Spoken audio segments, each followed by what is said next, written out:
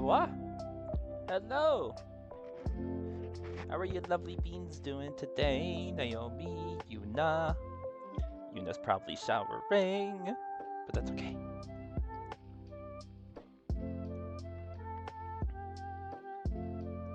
What I do? Do I sound any louder? 'Cause I'm at 120%. And we're testing it now. We will keep adjusting volume until it sounds good. So you be my test subject, Naomi. I just want to know if I sound better, like sound louder. 140. All right. How's this? Better?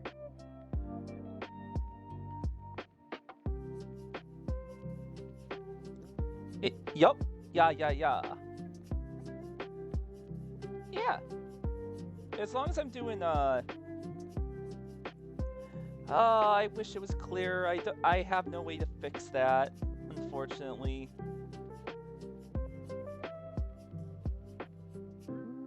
As long as you understand me, that's the best I can do. You know?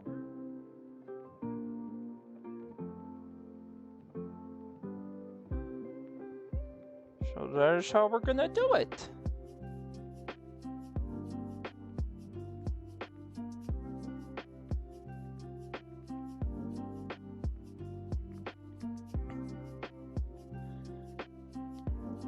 Yeah, I can look it up quick. X Razor.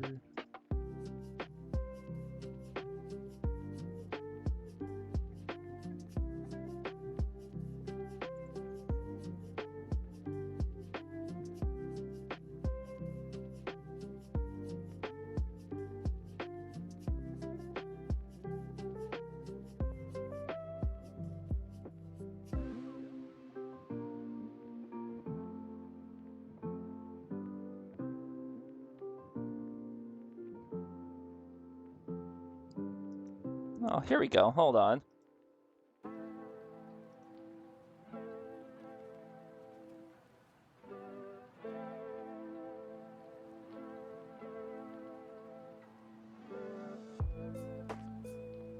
Oh yeah, there's actually a support thing.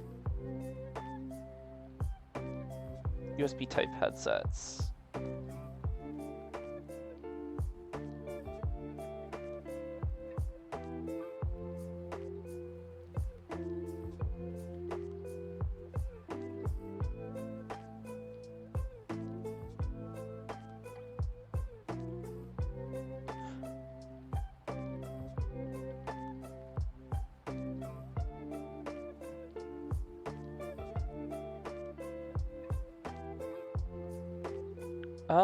There's a Razer Synapse 2.0. Maybe it's actually supported on here.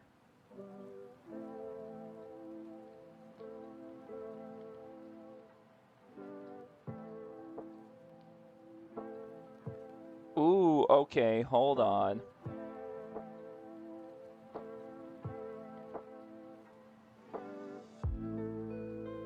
I think I needed Synapse 2.0, not 3.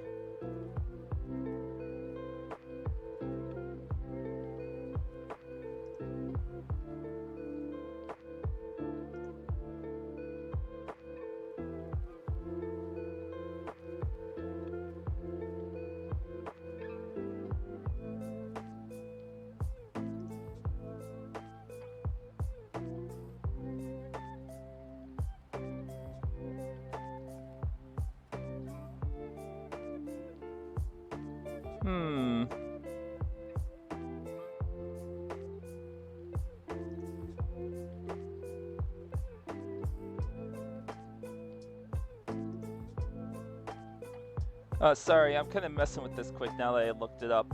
I mean, it's gotta be supported by something, right?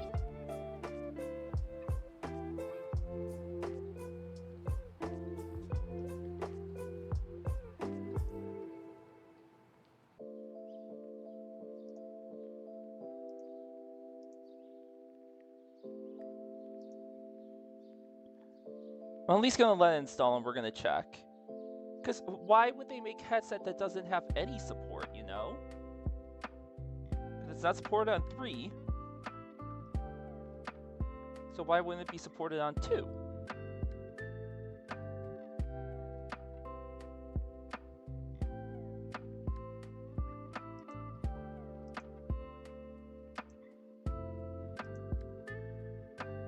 Alright, well.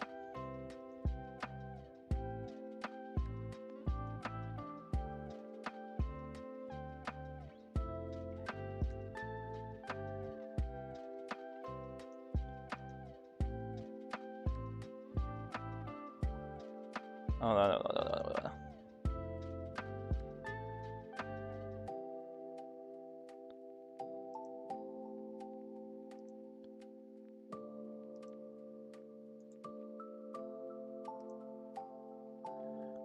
Well, I gotta do an account to check. So I'll worry about that another time, but I might as well try that after this stream.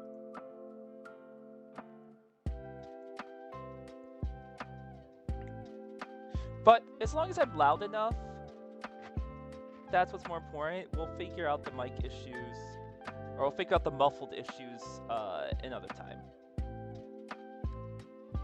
So we solved one thing, we'll eventually solve another. So today,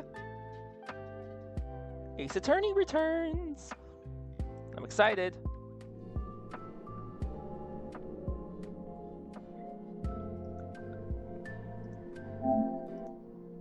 Go. Ready to get back into this.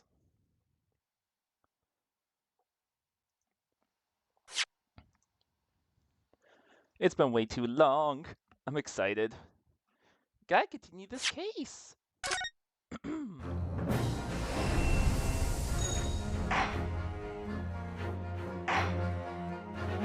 Alright, so we were in the middle of investigation. Oh, history.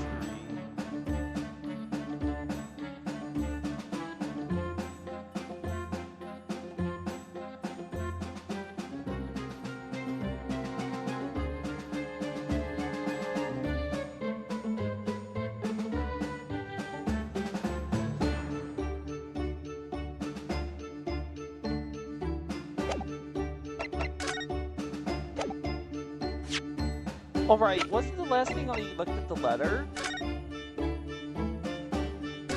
Yeah.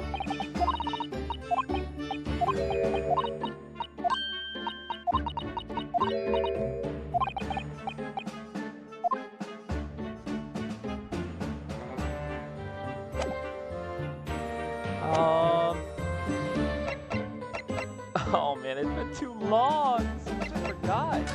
What have we done? We did everything possible. Where do we go next?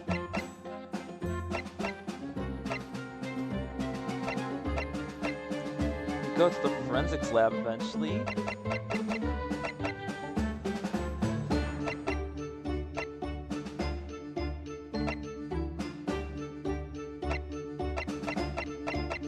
I guess we'll start the experimentation stage.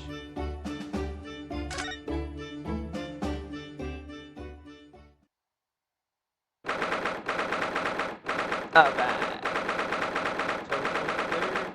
Let's see the updates and see if I remember any voices. Oh, the game's louder? Okay, I can turn it down. Now, I turned the game down. Because the game was kind of high up. Ah! Puppy!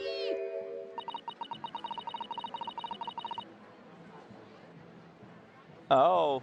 Yeah, I turned the game down. I had no idea there were so many people in the world. I know what you mean. It's really packed here today. It feels as though it's taken us 2 hours just to make our way through the crowds to this point. Has it? I shut my brain down so I didn't really notice, to be honest.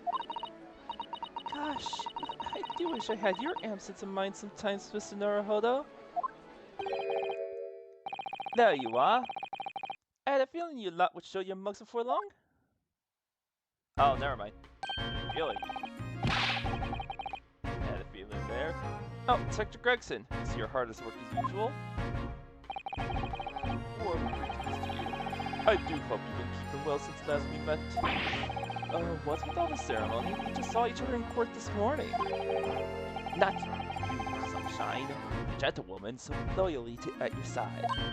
Oh, why, thank you, Inspector. How good of you to notice? Oh my god, the puppy in the background! The dog is so excited. Might be a bit rough around the edges, but he's still a proper English gentleman at heart. I suppose.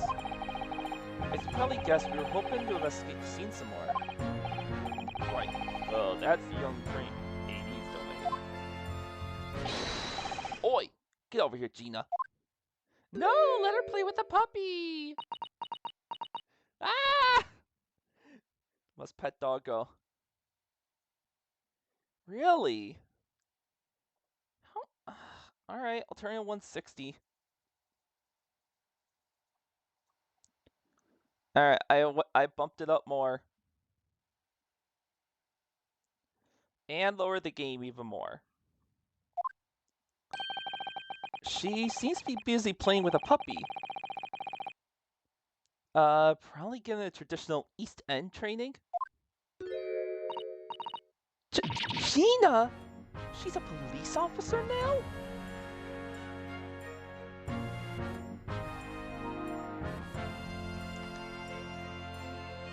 Well, good thing I could turn it up on my end at least, so I hear it better.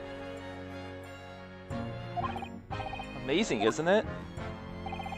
She's a good kid, actually. Heart's in the right place anyway. She's got the detection bug, if you ask me. Yes, I have Fortnite downloaded. I played a couple times, and I won a game or two. Oh god, why am I even quieter? What the fuck? My thing was like not going up at all for some reason. Alright, I think we're good. Got a detective bug, you should ask me. Yup, I think she'll follow in my footsteps nicely. What do you mean? I'm being transferred. It's hard for me to say toodaloo to London. Oh no, really? That's a bit sudden, isn't it? I had no idea. He's leaving? Where are you going to be posted then? We'll come to see how you're getting along. Not likely. Well, you're welcome to try. If you don't mind a trip to France, this. Wow! A boy's going international. To France? I'll be working in the Paris Police Prefecture. Should be right up my alley. But France? It's an entirely different country. I don't understand. Why would you be sent there? That's the way the adult world works, Sunshine. Go poking your nose in where it's not wanted.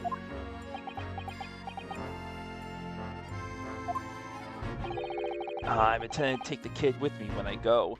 What? You're taking Gina to Paris? Well, I can't leave her here in London. Who knows what becomes of her? I suppose he's worried she'd slip back into slipping her hands into people's pockets and purses. I don't think he's worried about her pickpocketing, Mr. Naruhodo. I think he's worried about the Reaper. Oh, of course. That's playing on Inspector Gress's mind too, is it? Anyway, I haven't mentioned any of this to Gina, so don't go blabbing, hear me? No, of course not. I've got to keep that diving diva safe and sound. Until all this is over, at least. What? Until all this is... Oh! Boy! You just call me a Bluey diving diva again? So you heard that, did you? Right, well, any questions about the scene, you can put them to my capable detective diva here. Alright, you are the boss. Inspector Lestrade's in charge here now. I suppose I better keep my word and not mention anything about Paris. So, Gina, you got any dog, have you? Ah! Nicolate? That'll be his name. Oh, how delightful! He's absolutely adorable! Yes, the dog does seem lovely, but it's the not-so-lovely Inspector Gregson that's playing on my mind, to be honest.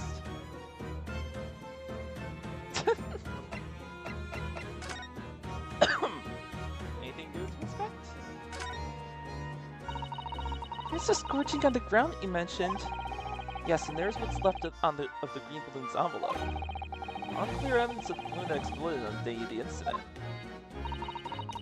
Oh, Professor Hairbrain, I do feel sorry for him that his dreams have been shattered like this. Someone's well and truly burst his bubble, as it were. Please throw him. Ouch, I'm a bad person. Yeah, that was a bit of a dick move.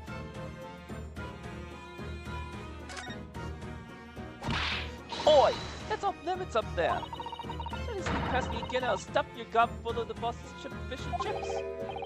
Yes, please, I love fish and chips! I suppose we need special permission.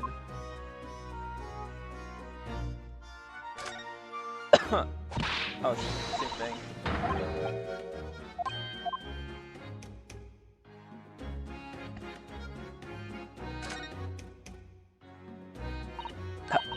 Ah, the Crystal Tower. I've been seeing it in such close proximity with my own eyes. You've really been looking forward to the great expedition, haven't you, Mr. Sato?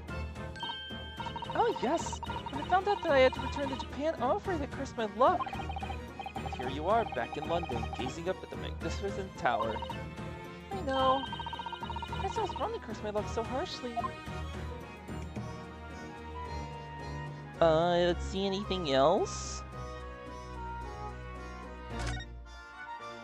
Probably just the balloons? Oh no, the hole. What a shame this symbolic landmark of the Great Expedition has been damaged like that. Yes, unfortunately, the birdcage crashed in the most prominent position possible. It's the gods giving us a warning, if you ask me. Man must travel under his own steam and not cut corners with instantaneous kinesis. Imagine what might have happened if the birdcage had landed in a slightly different location. That probably would have caused some damage. But that could have been far worse. So I think perhaps it was a blessing in disguise. Well, the gods are benevolent, obviously. I did say it was just a warning. Man must travel under his own steam, or next time birdcages will rain down on all of you. Your faith is much stronger than I realized. Well, how do you think I passed the entrance exam for Yumi University? It wasn't by studying alone. And before, he just didn't study at all. Oh look, fine balloon! Never seen one in the flesh before. I can't understand how they can fly. So high up as well. But think of the view, Mr. Naruhodo. Must be able to see for miles and miles. I do think of it, and it terrifies me. I mean, it would be certain death if you fell out. I'm sure they're perfectly safe. After all, they've been invented by some of the brightest minds in the world. let's not forget that we know at least one has exploded. It's not completely safe. I'm sure there are other ways to fly. Not yet. You got some time. The stage up there is where the experiment was set up. It's very high, isn't it? About 30 feet, I believe. Or 9 meters if you prefer. Craning your neck to see it up to it starts to hurt after a while, doesn't it? Yes, we need to get up there and look around properly. Although if I'm honest, climbing all those stairs makes my chest hurt. Oh dear. You know, perhaps you should exercise more, Mr. Naruhodo. Oh. Exercise, you. Alright. Oh. It automatically updated even though I didn't do anything with the scene. Alright. Gina. We were actually hoping that we could investigate the scene again. Yeah, alright. It's around here, you can do what you like. Oh, that's alright, is it? I'm gonna be playing with my new friend here. Ah, yes, Toby. Ah! My heart. I love it. The machine that exploded must be at the top of these stairs, I presume. I haven't actually seen it yet, so if you don't mind. Sorry, you can't go up there, Suze. Oh! It's like I told Aldo yesterday. Even I ain't allowed near that wreck. What's it called again? The reason we ain't supposed to touch it? The Special Dispensation for Scientific Equipment Act. Is that what you were thinking of? That's the one! That's why only Devlots are allowed to investigate it. What are we called again? The Forensic something? The Forensic Investigation Team? Is that what you were thinking of? That's the one, yeah! But isn't it the case that special dispensation has been lifted? I think so. I don't really get it, to be truthful with ya. You're still supposed to get permission from some bigwig, as far as I know. What's his name again? Lord Strange something? I'm not sure that's quite right, Gina. I think you mean Lord Strongheart, perhaps? That's the one, yeah! Apparently, he's always watching the time or something. That sounds right. Actually, we just recently been to see Lord Strongheart. Eh? What? You met him? Last time the boss was called to go and see him. He waited for 3 hours at the ghost office and came back sniveling. Tragic. Oh no. Poor guy. Well, Lord Strongheart's got permission to examine the scene as long as we touch nothing. Oh yeah? Honestly. I think go ahead. But if it turns out you're lying, it'll be the boss who gets it. He'll never eat another chip again in his life. Oh no. That'd be a true tragedy. So, you're still saying all this is about blood, are ya? I'm sure everything will be fine. That really would be tragic. Alright then, downstairs, off you go. Oh, thank you, Gina. Alright, hold on, we gotta talk. Today's trial. It was great, wasn't it? And a bright laugh. It was a new one on me, that. You know, being in court and not spending the whole time really I'm about to be found out. You did keep an awful lot of secrets in all your previous court appearances, didn't you? And it's a different story now, at least, since she's just a witness / detective. Yeah, and Otto's made things odd for me every single time at all. Just doing my job, Gina. But watching someone else get into the neck is a lot of fun, actually. It was amazing when you showed that dodgy professor's dodgy experiment was a total fix. The dodgy professor you played, Gina. Is it wiggling around? I don't know. I don't think it is. Like maybe a little bit? Blah. Blah blah blah. I adjusted a little bit. dodgy, Professor, but Gina is Mr. Naruhodo's client. Yes, I'm starting to wish she wasn't, though. It's the boss I feel sorry for. Sent off to do the impossible. What do you mean? He's supposed to arrest that other cove, innit? And tap for tomorrow and all. You know, the dodgy engineer. What's his name again? Mr. Drebber, you mean? Enoch Drebber? That's the one, yeah! So the police are looking for this. Yeah, jeez, it's going very low. For no reason, I'm barely moving my head. How about that? I stretched it far towards the front of my mouth. Maybe that's the issue. Maybe it's like moving away from the front of my mouth over time. I'm doing my best, Naomi, I swear. So looking for this mysterious man with the black monocle. I guess they would be. Not too much on the boss, if you ask me. Is that's giving them a gut ache? Oh dear. I do wonder if that isn't actually from all the fried food. Oh. Okay, update on the engineer's whereabouts.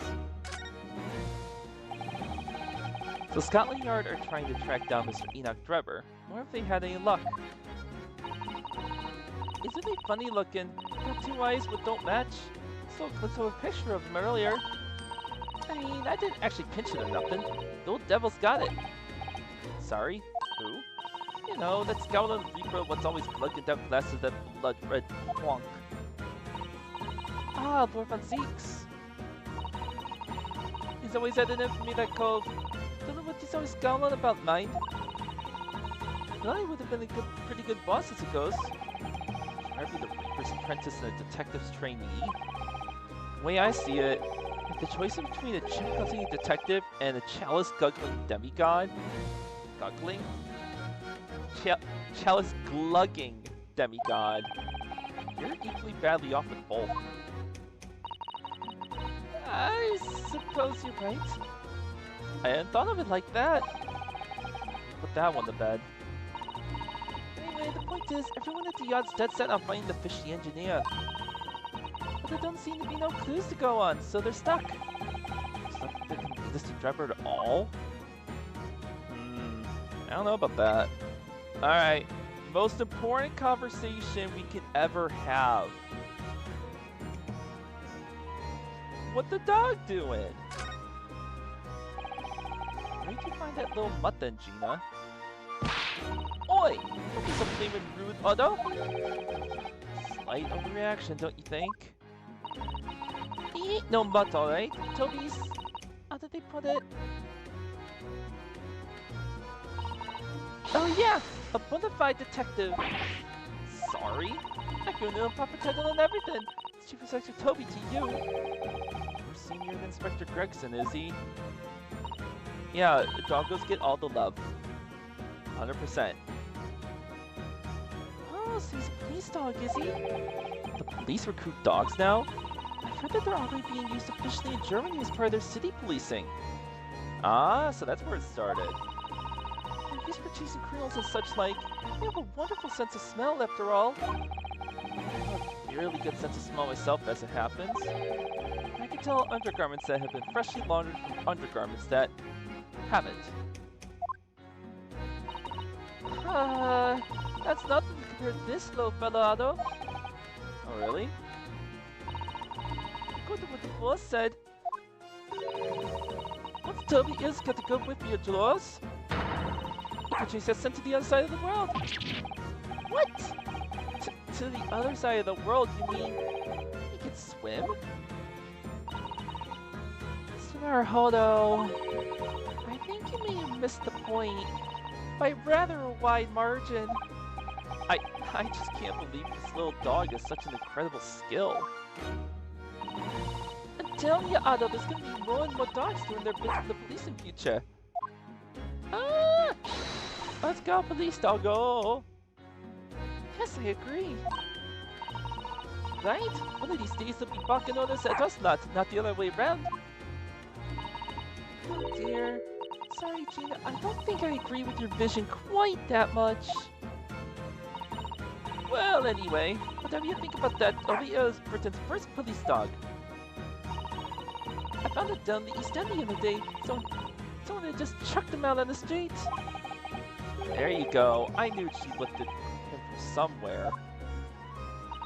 Oh, Jeannie, you're such a kind-hearted soul, aren't you? To children and to animals. Aww. Okay, so...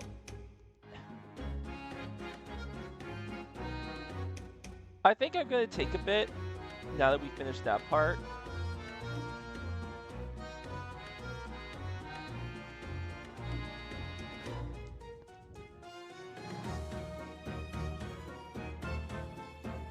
I'm gonna get this Razor account done and see if I can at least...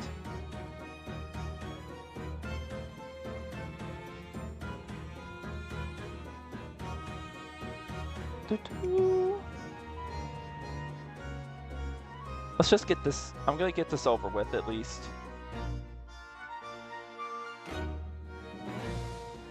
Oh.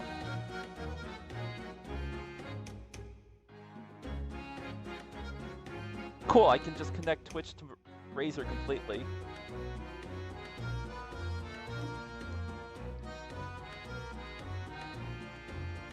I'm at least gonna try to set this up properly.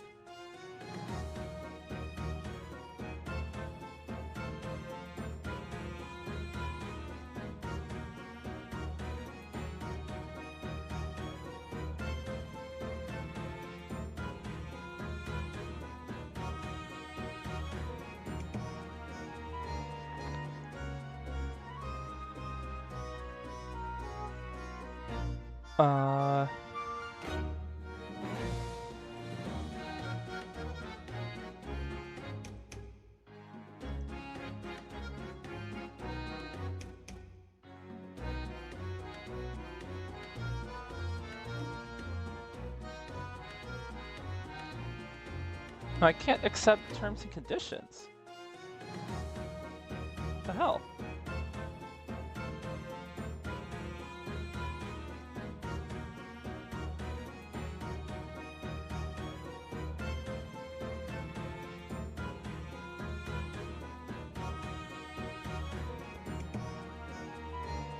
Confusion.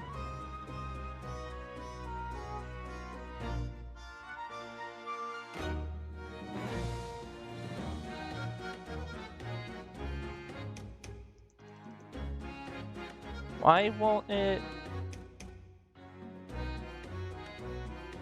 Oh my god, this is dumb. It won't let me accept the terms and condition.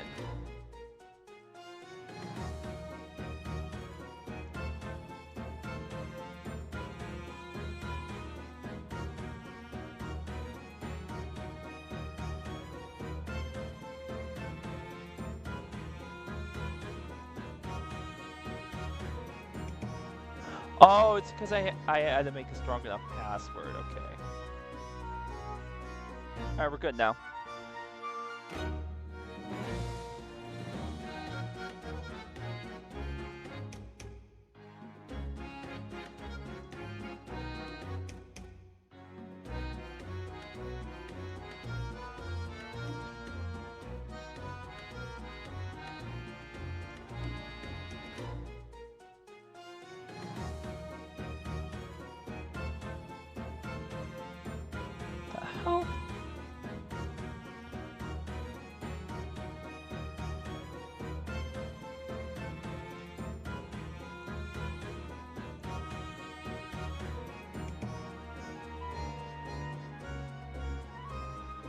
Okay, let me try this now.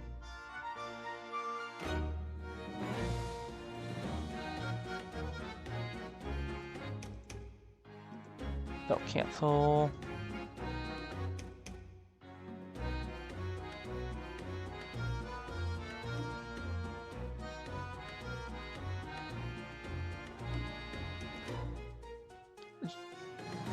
For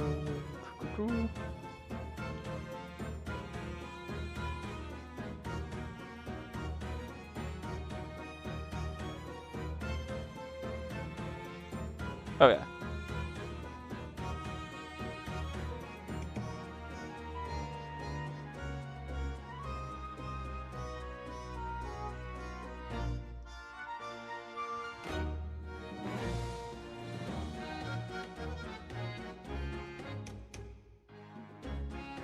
I'm working on it, I swear. Give me a couple minutes.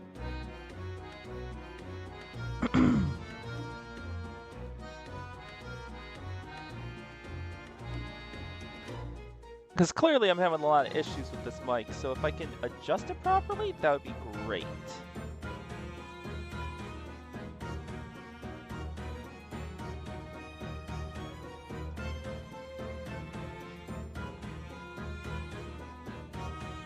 Yeah, that's crazy. I can't do Synapse 2.0 or 3.0.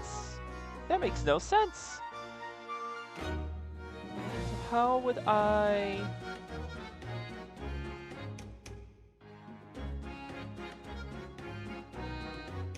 One more time.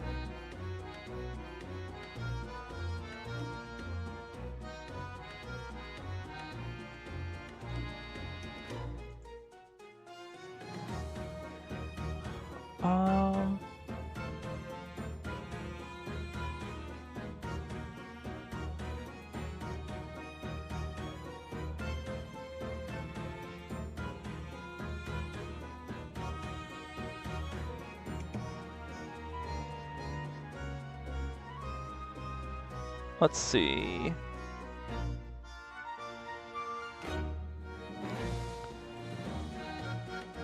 Oh! Hello? Oh yeah, jeez. I just changed my input on my sound, and it's so low. And it's maxed out too. That's bad.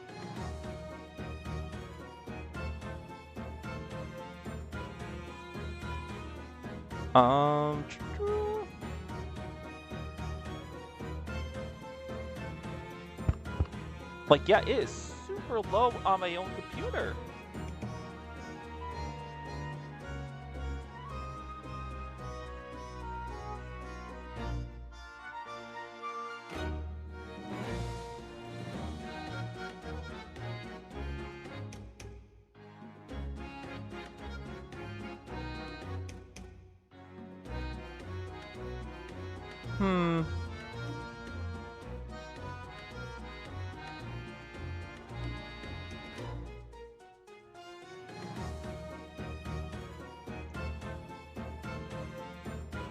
Oh, I'm gonna mute this quick.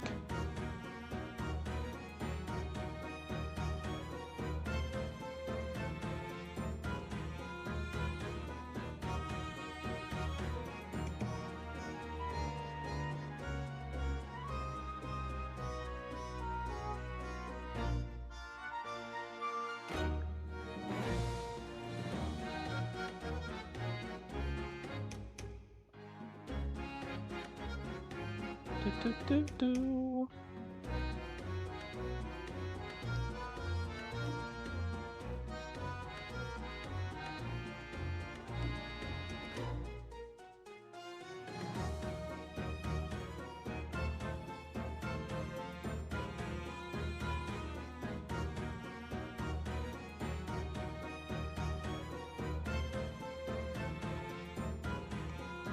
Give me a minute, I'm just gonna watch this quick.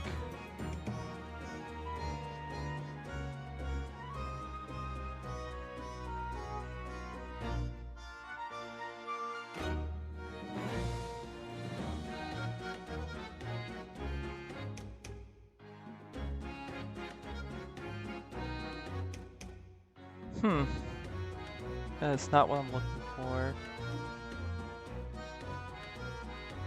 One more minute and then we'll come back.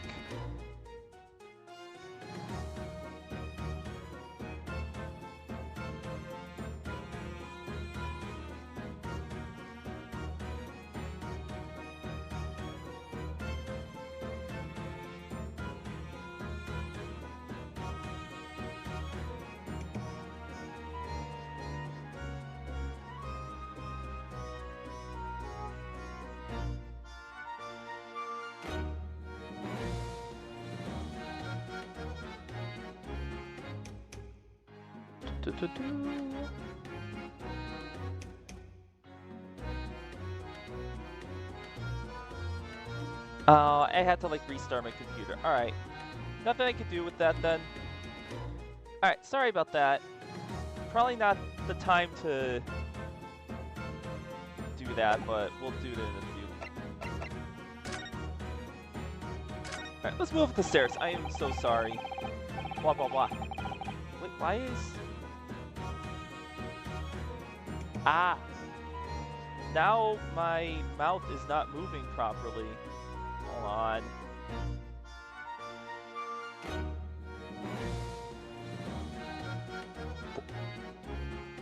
Ah, ba, ba. Ba, ba, ba, ba. I don't know why my mouth isn't moving like it should. That's actually really annoying.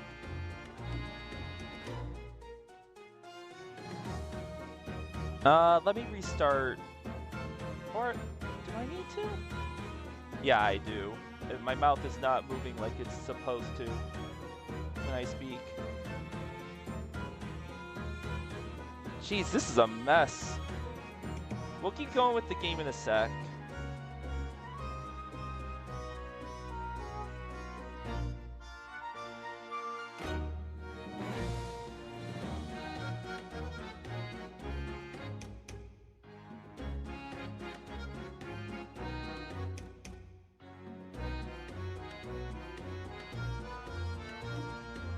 Oh yeah, my microphone was set wrong.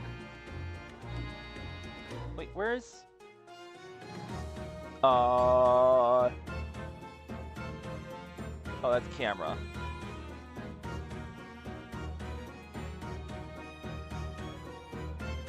Alright, let's try that again. Blah, blah.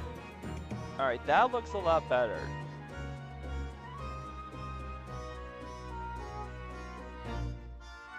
Okay. Alright, that's a little better now. These stairs lead up to the experimentation stage. Let's go and see what we can find out. I look normal, speaking at least. This thing is still smoking?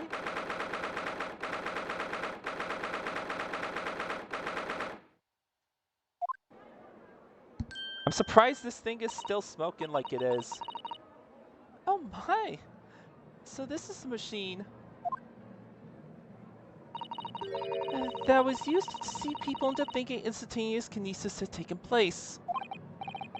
Yes, that's right. Or rather, it was the machine. Its lures were aware at the moment. Extraordinary lengths Professor Harebrain went to in order to obtain the research grant. No, the professor was tricked as well. He didn't know anything about it. Yes, of course. It is amazing though, isn't it? The scale of the whole affair is so very British. Right about that. You'd never see such a grand deception in Japan, that's for sure. Oh look, is that... Oh! Lord von Zeeks? So, I think we're more or less done here, aren't we? Shall we, Mr. Sato? What? Boy. You're gonna have to deal with him at some point. Already?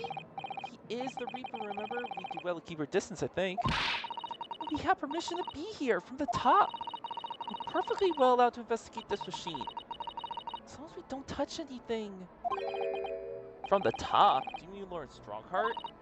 Exactly. We can stay here and stare at this wreckage for as long as we like. Sleepy Yuna.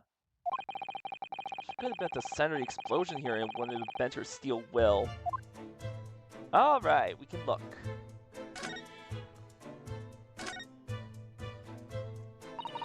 Oh, what terrible explosion must have been! Even the steel girders are buckled and twisted in the blast. What they call the birdcage was right in the middle of all, just here. But look, Mr. Naruhodo! That metal grill on the floor! Looks as though it's designed to open. Oh? It does, doesn't it? If the door had opened at the precise moment the explosion occurred... The birdcage could have dropped through and disappeared from sight. I don't think there's any doubt that this was a very elaborate hoax, is there? Okay, so that's how it disappeared. Interesting. This wasn't here yesterday. Really? But if I'm not mistaken, it's the cage in which the victim was standing before he was apparently beamed through the air.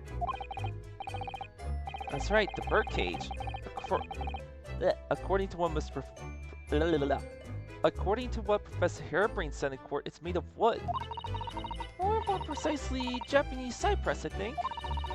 Despite having been an explosion and falling from a great height, it's relatively unharmed. Wonderfully durable construction, wouldn't you say, Mr. Naruhodo? I'd understood that the forensic investigation team had taken it away yesterday to examine it. So they must have brought it back here when they finished their work.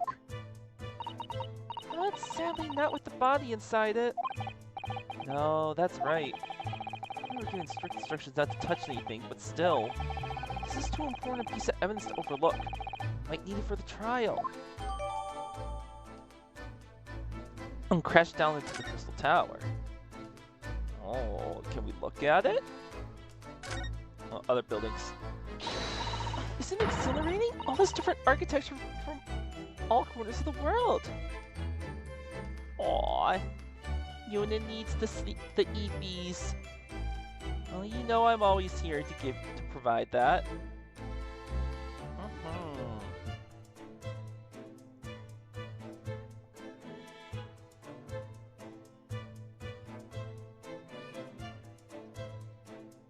It does make you feel... Hi, Scuddy! How you doing? It does make you feel a bit like an explorer, doesn't it? I know it's all subjective, but the onion-shaped roots have rather caught my attention personally. It is very subjective, isn't it? Japanese buildings with their wood and paper construction have excellent ventilation. You can sleep whenever you want, Scuddy. I appreciate you being here no matter what. And I've realized that British buildings being made from brick and stone are very strong and long-lasting. The more you know about how things are done in other countries, the more you understand your own, I feel. Oh yes, I do agree with you there. But I can't help around what an onion does for the roof of a building. I mean, I suppose it's playing on my mind because I don't like the taste of onions. You really ought to let your taste in vegetables dictate your taste in roofs, Mr. Naruhodo. Decent. Well, I want you to be fantastic.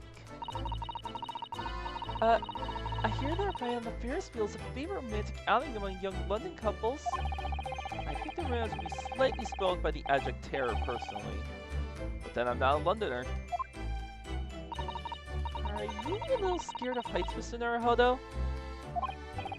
It's not that I'm scared, not at all. It's just that staying on the ground seems so much safer. Well, perhaps I shall have to ask Iris and Mr. Shones to accompany me on in that case. When you put it like that, part of me does want to give it a try. He wants to do it for the girl! Oh dear, it is complicated for you, isn't it?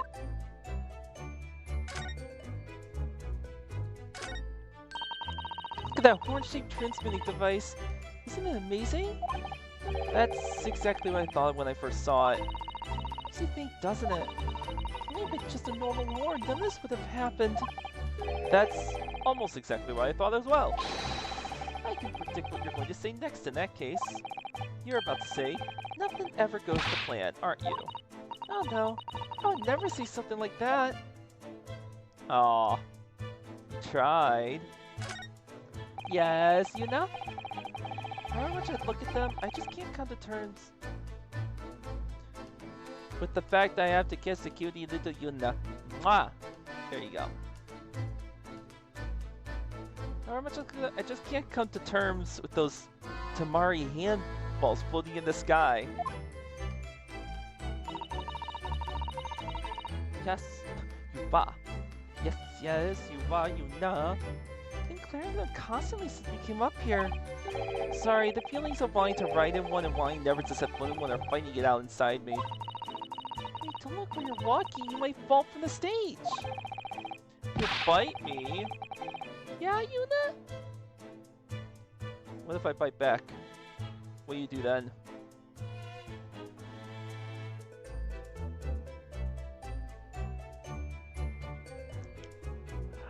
Oh, ah!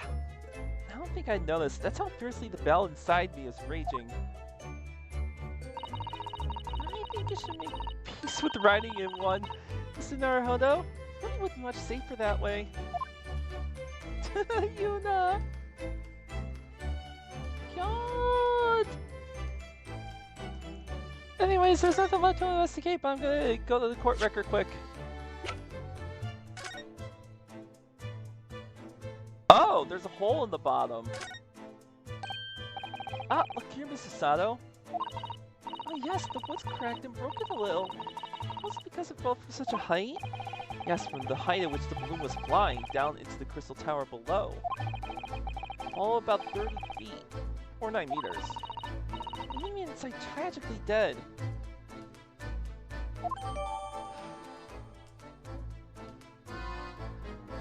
No, this had to have been the birdcage that fell down. Because he said it would have fallen 30 meters to break.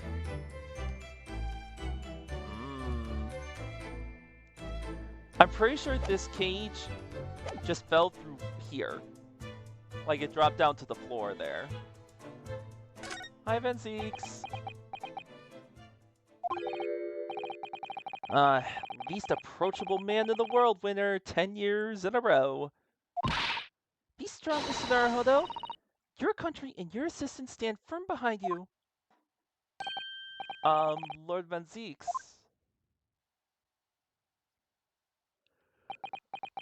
Oh boy. What? Well, beautiful weather we're having, isn't it? I thought I was making it quite clear that I didn't want to be disturbed. Apparently, you Nipponese are unequipped to read the signs. Oh, I read them. So, what are you doing here? Entry to this area is prohibited. Ah, well, the thing is... Lord Chief Justice Strongheart granted us permission to investigate. On the condition that we didn't disturb anything. And yet you've managed to disturb me. Ah! Never mind. State your business then. Come to think of it, there are quite a few things I'd like to ask Lord Venzeeks about. Not least of which is that awful case, even though it's nothing to do with this. Ask away, Mr. Naruhodo. You won't know unless you try. Oh, I don't want to ask him. Oh no. Alright, please let me talk about your brother. So, Clint was the name of your older brother, I understand, Lord Venzeeks. You Nipponese, I always have to be on guard whenever you're around. So, you've been investigating me, have you? Oh, no, it's not like that. Well, alright, it is a bit like that. Oh. My older brother was also a prosecutor. He was the pride of the Venzeeks family. Tragically, a vicious killer took it from us. The professor, you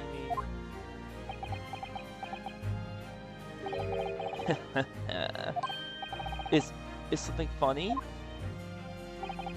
That's the extent of what you discovered, is it? I shouldn't be surprised. Sorry? There's more to it then? Lackluster work is very much your trademark, isn't it? You're too kind. Are you going to tar all Nipponese with the same brush next? So tell me, what's your interest in a historic incident? As it happens, Lord Venzeeks, there's a rather curious case that's come to our attention. Are you aware of the Madame Tussbell's Museum of Waxwork by any chance? I am, naturally. I believe that since last month, I featured one of the displays there for public scorn. Of course, the infamous Reaper of the Bailey would have to be exhibited, wouldn't he? Well, a particular waxwork has been stolen from the place and held for ransom. Particular waxwork? Wait, you mean... Yes, it's a professor. Mr. Sholmes is investigating the case as we speak. I was unaware of that. He's turned his voice a sheep. Uh-oh. Well, that's not a good sign. He got so scared. Alright, Enact Driver, are the police trying to locate the engineer, Mr. Drebber, already? Surely that goes without saying. We're very keen to see him found as well. The trouble is, we don't have much to go on aside from the description of the man we heard in court earlier. Which, according to Professor Hairbrain, was of a tall, thin gentleman with straight white hair and wears a black monocle. So, I was just wondering, I realize it's probably not possible, but, I much appreciate any more clues you can give us. Wow, Sasao-san really knows how to take the bull by the horns. Yeah, get some sleep, Scuddy. Sleep is good. I hope you get some good rest. Ba ba ba ba ba. Oh, take care. It's good to see you again. Fine. Why not? I have a photograph of the man here from investigation 10 years ago. That is some long hair. It appears he already had that black monocle at the time. Yeah. What? Oh! No, nothing. I was just surprised that you shared that with us. We all need the man's testimony in court tomorrow. Which means we have to do everything we possibly can to track him down in the short time available. So why can't I show you the photograph? What is it about Lord Von Zeeks? Sometimes I just can't work him out at all. Oh, it's hard to make out, but he appears to be wearing a monocle with black glass.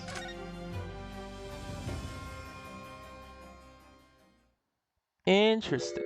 Oh!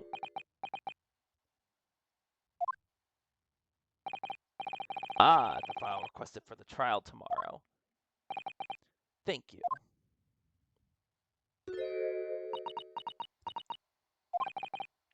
Are you alright? Who is this man, Mr. Naruhodo? Lord Zeke's apprentice, apparently. So I'm not the only one. Sasao can see it too.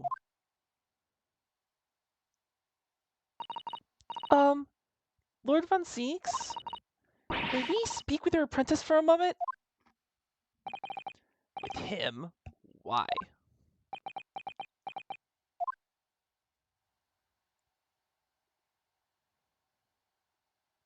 He left, yeah. Kazuma-sama! Yup. There he goes.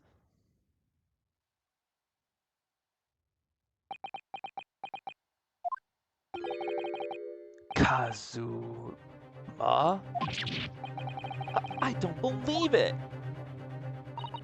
Your posture, your presence. It can only be. It's you, isn't it, Kazuma-sama? I felt something strange the very first time I encountered this cloaked figure. As if I knew him somehow. Can it really be you, Kazuma? Wait! Too late. What's going on here? Yeah. It's just one big conspiracy right now. What is your interest in my apprentice exactly? You act as if you know the man or something. Well, since when has he been in your care? I don't recall you having an apprentice before I left Bryn 6 months ago. Lord Strongheart introduced him to me about 3 months ago now, with instructions to mentor him as a prosecutor. He didn't tell you why, did he? The man appears to be suffering from amnesia. He's forgotten every last detail about himself. He has amnesia? Oh, interesting. Tomorrow he will appear in court at my side. What? He's to serve as my judicial assistant on Lord Strongheart's orders. He'll be in court with us? Now then, unless I'm much mistaken, I believe this conversation is running its course. Oh, yes, thank you.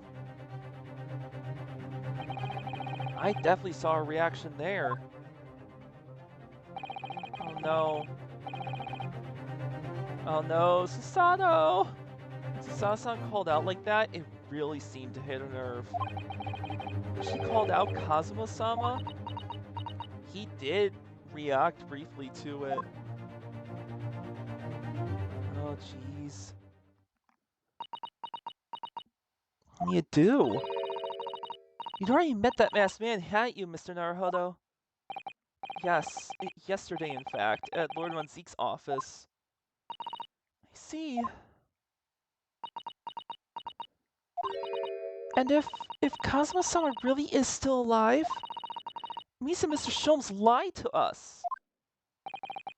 Yeah. Yeah, Mr. Sholmes, you're gonna have some answers. You're going to have to leave now. The forensic investigation team are due to arrive shortly. If they find you here, it will cause problems. What sort of problems? Foreign affairs problems. Well, we could do without that. Alright, we'll be on our way. Let's go, Mr. Sato. Of course.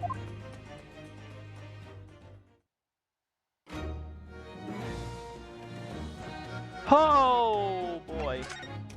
Nothing new. Oh! There is something new. Alright. Investigating the scene. Gina? We were actually hoping that we could investigate the scene again. Yeah, right. If it's about, yeah, you can do what you like. Oh, that's alright, is it? I'm gonna be playing with my new friend here. Ah, yes, Toby. Apparently we can't look around on the stage now because the forensic investigation team are at work. Can't you do anything, Gina? In your capacity as Inspector Lestrade? Look, I'd like to help you out. But I'm just a teenage, ain't I? Ain't nothing I can do. Suits you, yes. Alright, fair enough. Alright, where are we going next? Let's go now and test spells.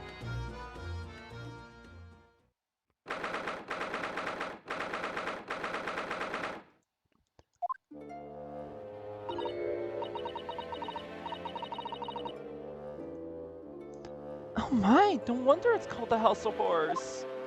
I'd like to turn on my heels and go straight home. You're the confectionery. Being scared makes you crave sweets? I can understand that. I was looking forward to reunion after 6 months away, but there's no sign of Mr. Sholmes anywhere. That's strange. He should be here investigating the abduction of the waxwork. Oh well. I suppose we'll just have to come back later.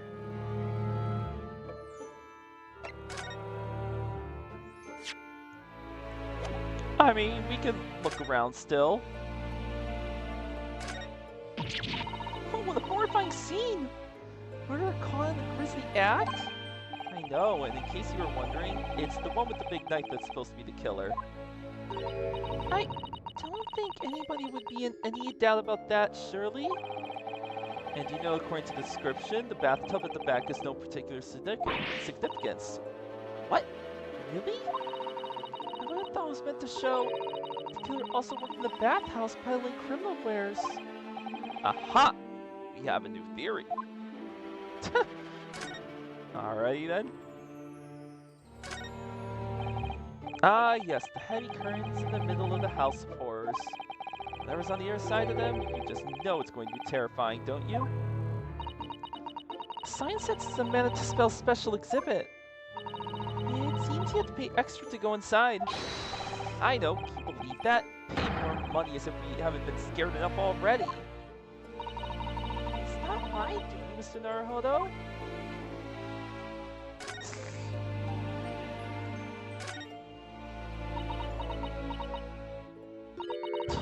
This one's posture reveals his weakness. Sorry? The killer stands season wide open to attack. I'm quite sure I could see him off. With his Susato takedown, then Susato squash, and finally Susato smash. Right. If that doesn't render the culprit unconscious, a Susato slam should finish him. Susato slam? Oh, I'm sorry, it's rather hard to explain. Oh no. Leave yourself open slightly and I'll demonstrate. Absolutely not. Oh no, we're in trouble. The old policeman isn't here now, obviously. I still can't believe he just happened to be on the jury, though. I understand that London's population is 6 million people, and yet... Sorry, I'm adjusting a little. You do seem to run into the same people disproportionately often, don't you? Wow, they're calling out the game for doing that. We really do. They know what they're doing. Alright, the forensic lab. Let's go. Okay then. Not what I was expecting. I believe this is it. Dr. Sight's laboratory. That chemical smell really assaults the nose. And there's plenty to assault the eyes in here, too. Looks as though the doctor isn't here. But we're here now, so we may as well do some sightseeing, don't you think? What a seasoned tourist you've become, Mr. Sato. You just have a little look around, being careful not to upset any restless souls. Oh god, there's no music. I don't like that. Table and a set of sharp tools. Considering each in isolation, all looks quite innocent. So why is it that when you put them side by side, they seem so horribly disturbing? It might be best not to ponder it too deeply. Seeing the large tome that's open on the desk does make me wonder, though.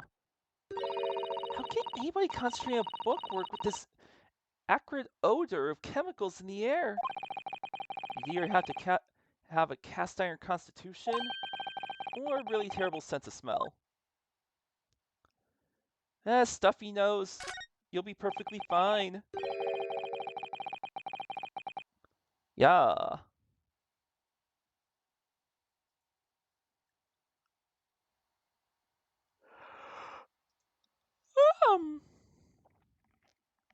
Large jars seem to have pale things floating around inside them. Suppose they're fruit liquors or something. Or like the pickled umeboshi plums we make back home. Father had jars like that in his lab as well. I expect they're human organs in a preserving solution. Probably as examples of some rare medical condition. Mr. Sato, there are some things in the world that it's perfectly fine never to know about. Ever. Now he's traumatized. Oh! So as I said, I'm sure they're fruit liquors for umeboshi. Aren't they? Oh, of course. Oh, Ryunosuke. Poor boy. Look at all the bottles on shelves in these cabinets. What an assortment of chemicals. These ones here are labeled highly toxic. That's worrying because there are also things that look like salt and pepper shakers in there. Oh yes, and they actually say salt and pepper on them. The doctor probably spends a lot of time in this room, I suppose. Perhaps she has meals here sometimes? Life goes on, even when you're surrounded by death. Nah, you gotta spice up the organs, obviously. It's easy.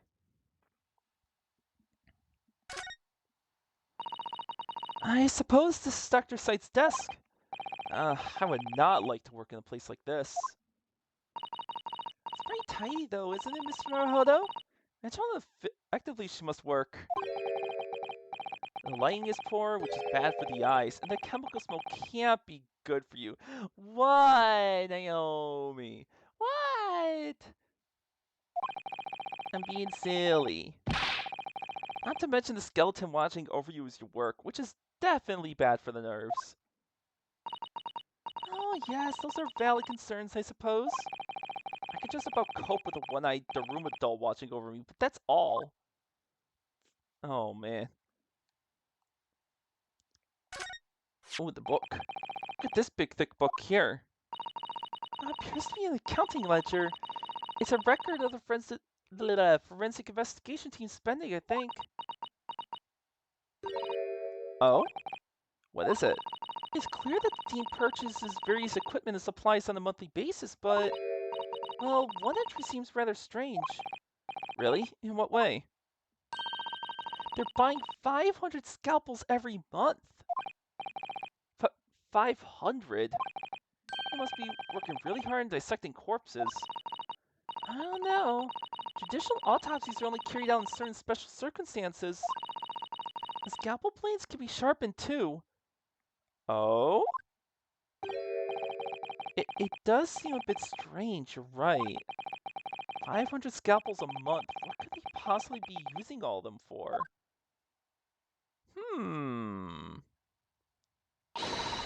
What are you doing? Ah! Dude, sorry, we had something we wanted to ask you, but you weren't here, so... So you thought you'd snoop around. That's acceptable for you people from the East, is it? Well, what do you want? Lord Stronghold told us, you see, that it was you who examined the victim's body. Or Mr. Aspen's body, I mean. So we came to ask you about your findings. On Lord Stronghold's advice. Very well. If the Lord Chief Justice has given his consent, I'll tell you what our investigation revealed. But when we're done, you must leave immediately. Fair enough. I'm not done looking though. Skeleton. Well, look at this. What a magnificent display case. The cherry wood has been polished to a high sheen, and the intricate carving is a joy to behold. Western cabinet makers really are very skilled, aren't they? Do you have nothing to say about the skeleton inside, Mr. Naruhodo? What skeleton? Mr. Sato, can't you tell that I'm trying very hard to avoid talking about the terrifying contents of the case? Understandable. It's how I cope. I'll be sure to remember that from now on.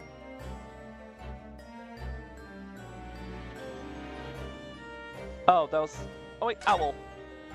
Naomi! There's an owl! It looks like an owl and a crow up there. I know, and they haven't even twitched since we came in here. Well, no, they wouldn't have. They're taxidermy mouths, Mr. Naruhodo. I was afraid you were going to say that. I've been trying very hard to tell myself they're just sleeping with their eyes open. Naomi, not the barn!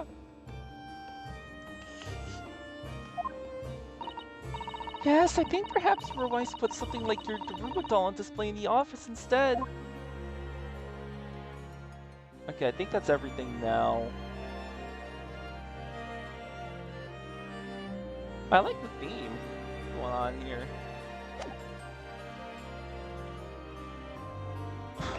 Naomi must know something? I mean, I can keep a close eye on her anyway.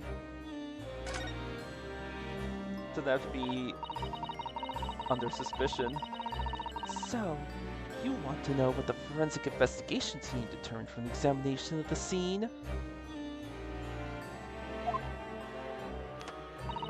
The victim, Mr. Odie Asman, disappeared from the experimentation stage amid an explosion. And the Isra Asman, who appeared moments later, partway up the Crystal Tower. Were without question one and the same person. That is the team's conclusion. But that can't be right. If it was an elaborate trick, we can only speculate about how it was carried out. Let's see, if two people who looked very similar to each other were involved, they could have made it appear as if one single person had switched places, couldn't they? Very true. But sadly, in this instance, that was not the case. The man who disappeared and the man who subsequently reappeared was the same person. The fingerprints at the scene make that quite evident. Ah, fingerprints. They're not yet officially recognized as forensic evidence in the British justice system, but one day they will be used as an investigative aid, as a matter of course.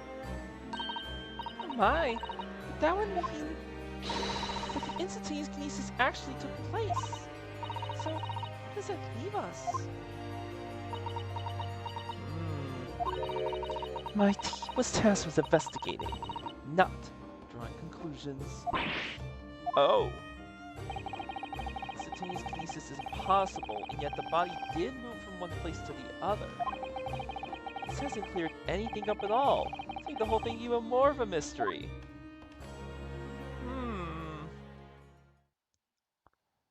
Oh.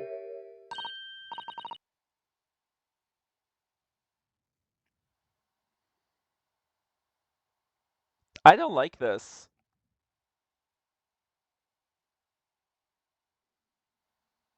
I don't like that at all. Mama, what's this? Ah!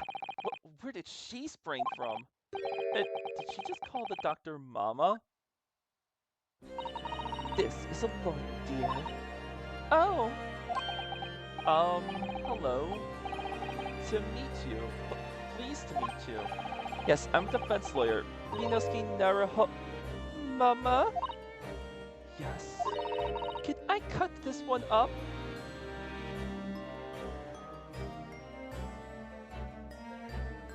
I think it's time I run away. I don't wish to be cut up on.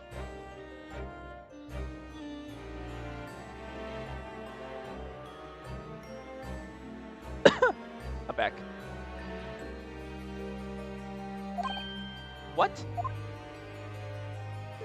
Oh. Oh. I've never seen inside an Eastern person before. I want to know what it looks like. Of course you can't. It's a live specimen, as you can very well see. She's scary. Huh. Boring.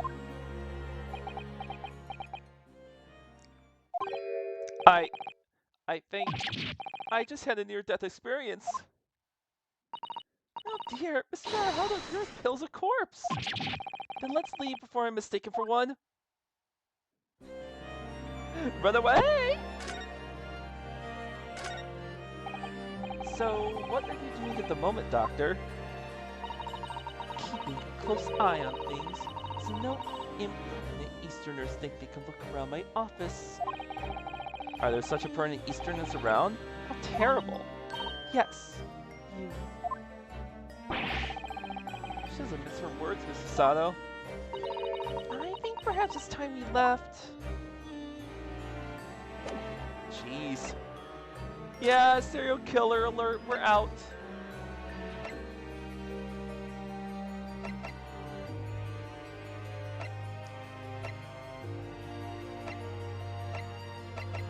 I guess back to the stage?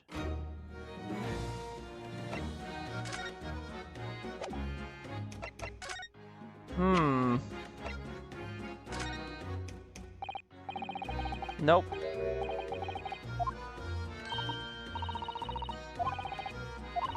How'd she steal the cage?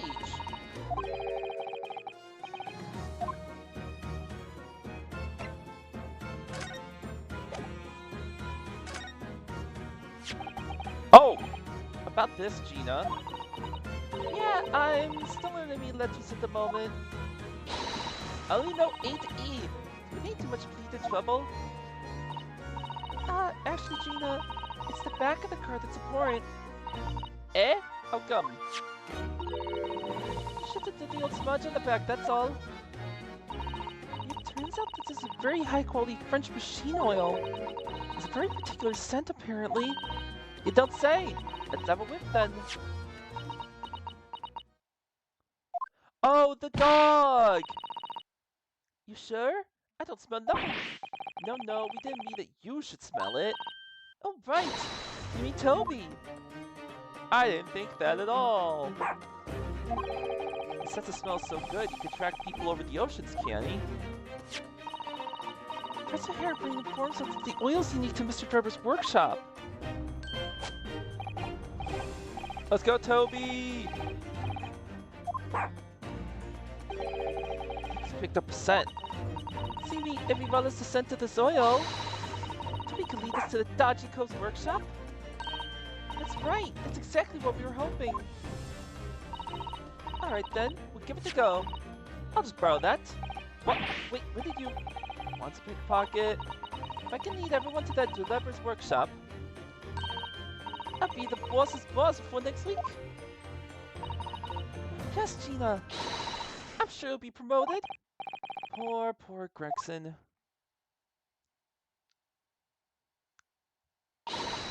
Like Donato, leave it to me. Sorry. We're gonna get going after the dodgy engineer Cove right this minute. Oh, but hang on. Someone's supposed to be on guard duty here all the time. I'm afraid we can't help. We need to get on with our investigation as well, Gina. Oh, right. Oh well, never mind. Ain't gonna be me what gets it to the neck. It'll be the boss. Poor Gregson again. Oh no! Ready, Toby? Got that oil scent, have ya? Come on then, boy. See you later. Alright. I'm glad I went through my evidence.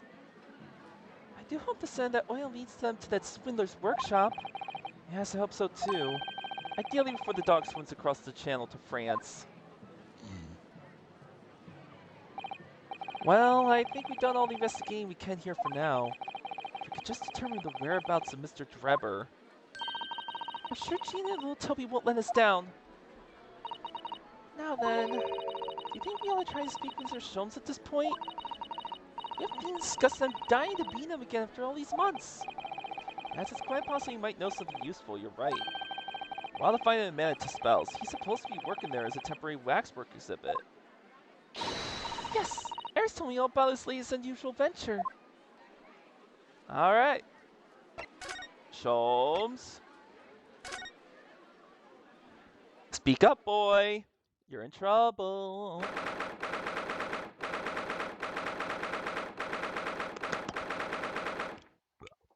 Get my water. Here we are again at the House of Horrors. I'm afraid I haven't got used to the place yet.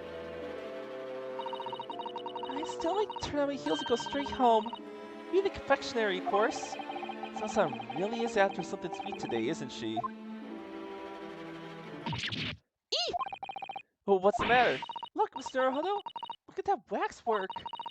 I'm quite sure it wasn't there before. Oh boy. Exactly, Mr. Sholmes, down to the very last detail. Aha! What is it? Devil, hello. Woo!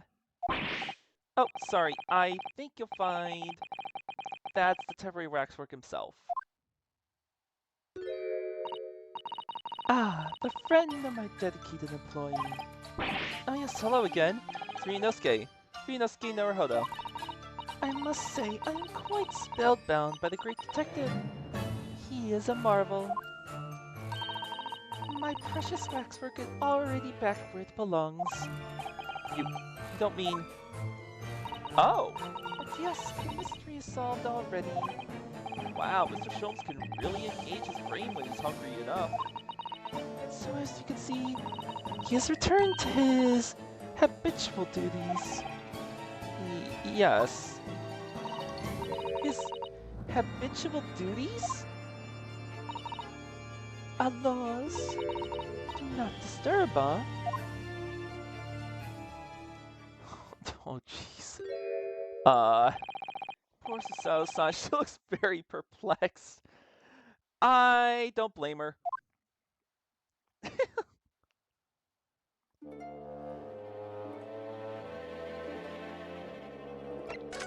I mean...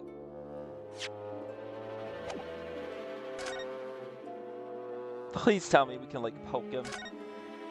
I really do these pictures with Sholmes, and I'm longing to say hello again. But where is he? Yeah, Sholmes? I think you might find that he's quite nearby, actually. Oh! What do you... Indeed, my dear fellows, it is I! The world's famous great detective of waxwork, Sherlock Sholmes.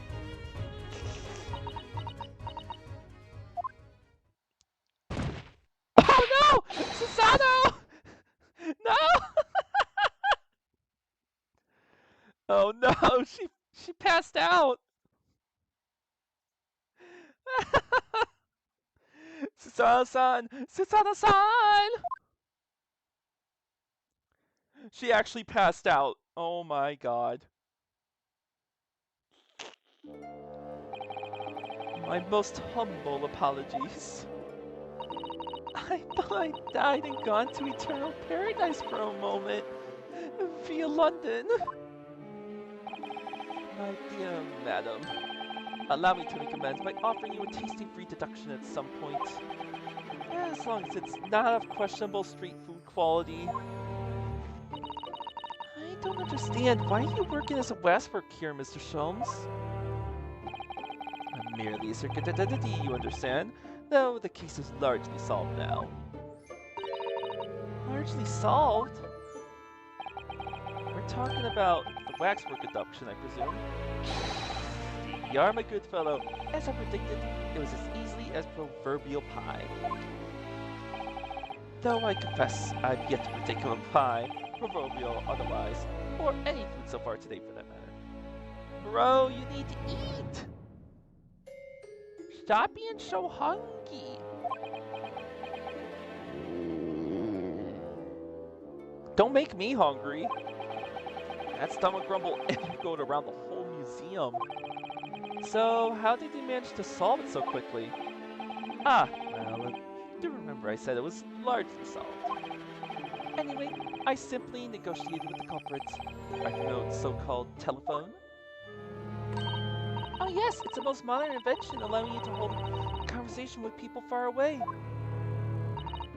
In Japan, only the imperial capital and a handful of other cities are connected as yet. This morning, a telephone call was received here from the perpetrator of the abduction. As such, I was able to negotiate terms. In the end, the waxwork was returned. That's amazing! Just between you and I, it would appear the culprit had always intended to return the stolen waxwork in any event. Oh! But... I thought whoever was responsible had demanded a ransom, no? Yes, I think perhaps the ransom demand was necessary to avoid unwanted suspicion regarding the true motive. But does that not mean negotiating was entirely unnecessary? Don't ruin it for him! A fact I must ask you to keep from Manitou spells at all costs. Hungry young Iris awaits my return to Baker Street after all. Poor Iris. Now then, do I sense that you have some business with this great waxwork? A few things. Trevor. We're in the process of trying to track somebody down. Oh? Yes, a man by the name of Enoch Drebber. He's the swindler who duped Professor Hairbrain and the engineer who built the kinesis machine. A swindler and an engineer. Quite the modern man. He also seems to be a conjurer of sorts too, with considerable knowledge of stage magic. We really need to locate him before the trial resumes tomorrow morning. We have so few clues to go on, that's the trouble. Do you have any good ideas? I have no data yet.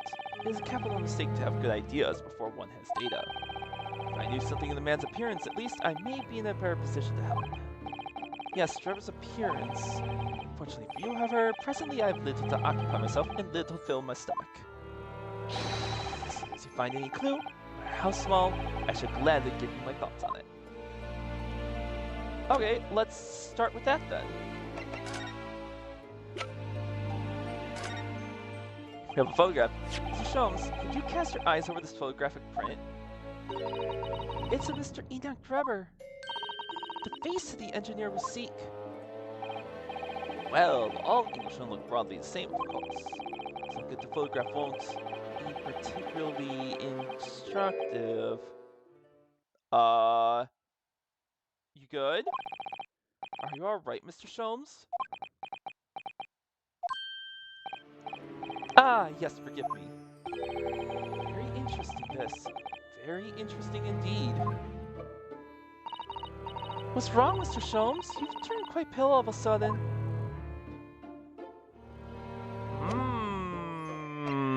Suspicious. And nothing popped up?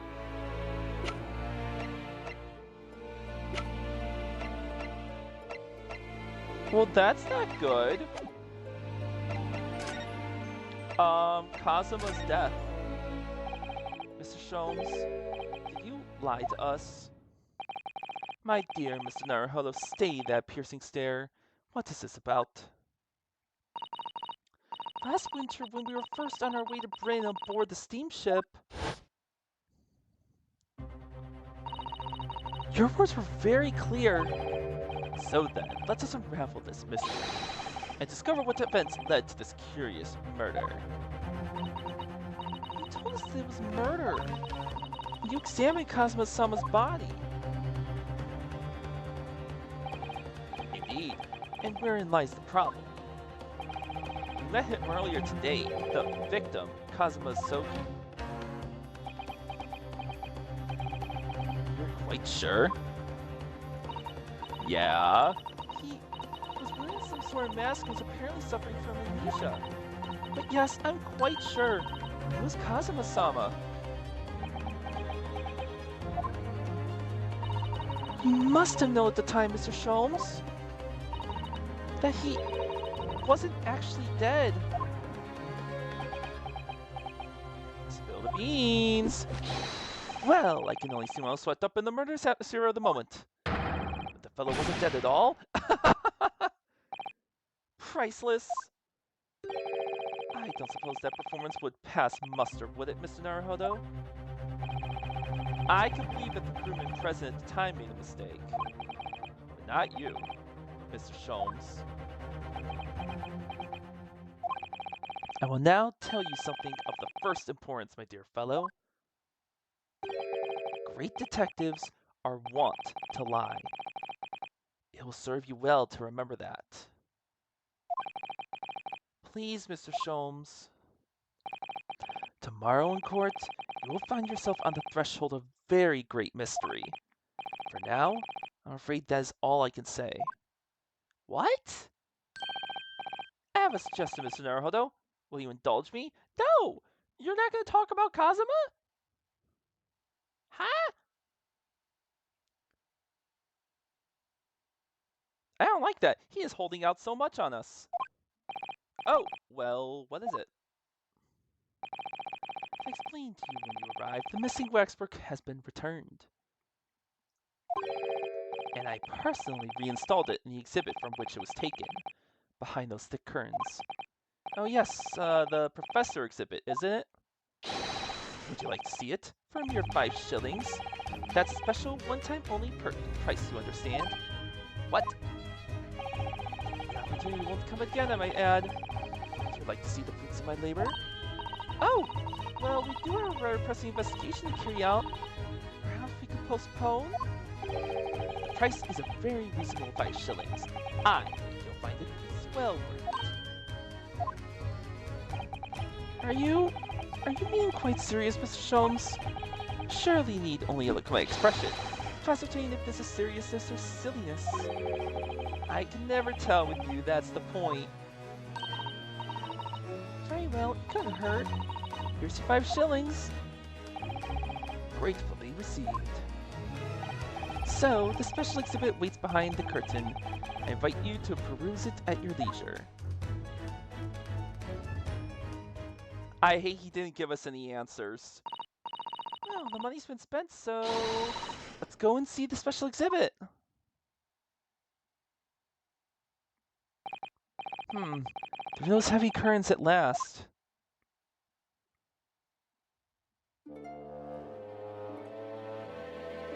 Alright, let's see what's behind here.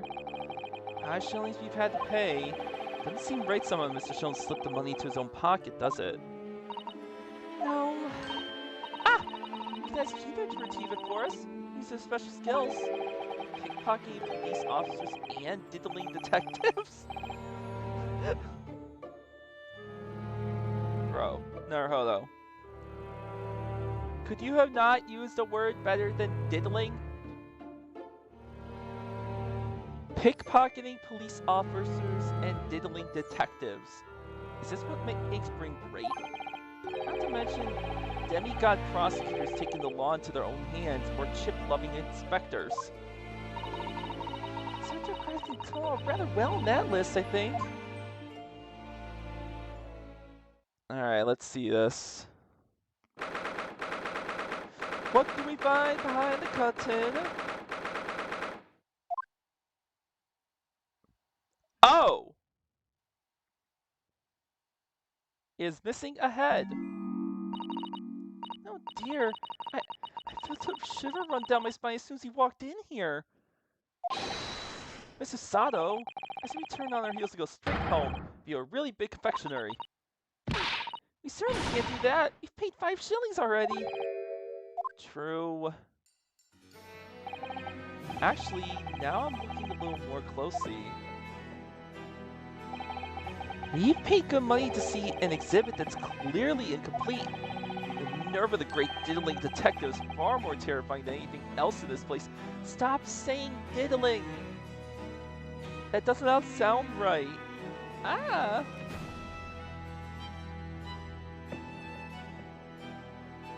You can't do that to me! This was what Mr. Sholmes meant when he said the case was largely solved. Be that as it may, Mr. Sholmes heavily implied there'd be a clue about the engineer in here, didn't he? Where? Since we paid 5 shillings, let's do 5 shillings worth of investigation, shall we? Yes, we will get what we paid for. It's that fear of frustration that's making Sun's voice tremble. Okay.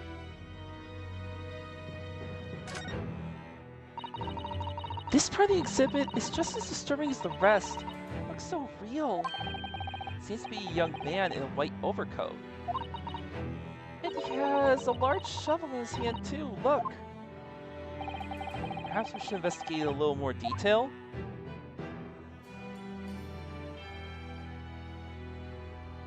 Oh!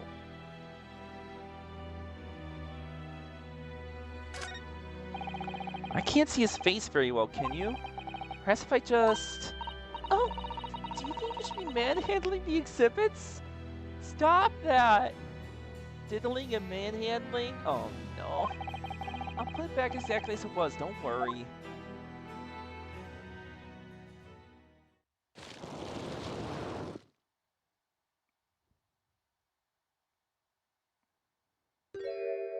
Oh! What? What on earth? How can... I don't believe it. A black monocle! Mr. Naruhodo, is it possible this man is... What, Guyan? Yes. Enoch Drebber! The color of his hair is different, but it's unmistakably him. Oh! Indeed it is. Nah, it's a guy in turning on the Bluey. I haven't turned it on in months. Well then, I was not expecting Drebber to be directly in here. Well, what can you do? Oh, the face was like the first thing I decided to look at. Mr. Sholmes. This man is the subject of your present hunt, I believe. Yes, that's right. Just who is this man? Why is he here in this exhibit? Ambience fun. Why does the comic behind him have no head? The head was missing when the model was returned by the thief who stole it. What a surprise. So then the case isn't yet solved, is it? Did I not say so myself? Largely solved were my words, I believe. I must locate the missing head, toot sweet, as Mena would say, or I'll be in grave trouble. A very hungry Iris still awaits my return to Baker Street, preferably with rations. Arr! No, not the gender fluid. Do you know, though? Something about this room is strange. Strange? What do you mean? Well, its displays in the House of Horrors are supposed to depict real events, are they not? Indeed they are, Mrs. Sato. Do go on. And as terrifying as they are, the scenes in the other exhibits are believable. But this one... This surely couldn't ever really have happened, could it?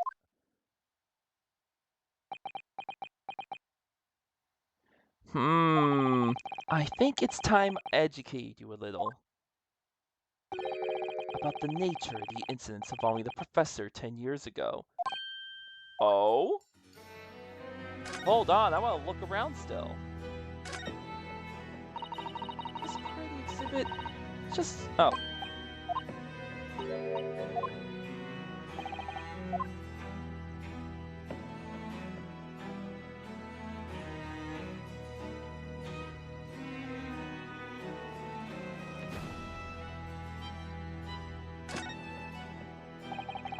What's this here?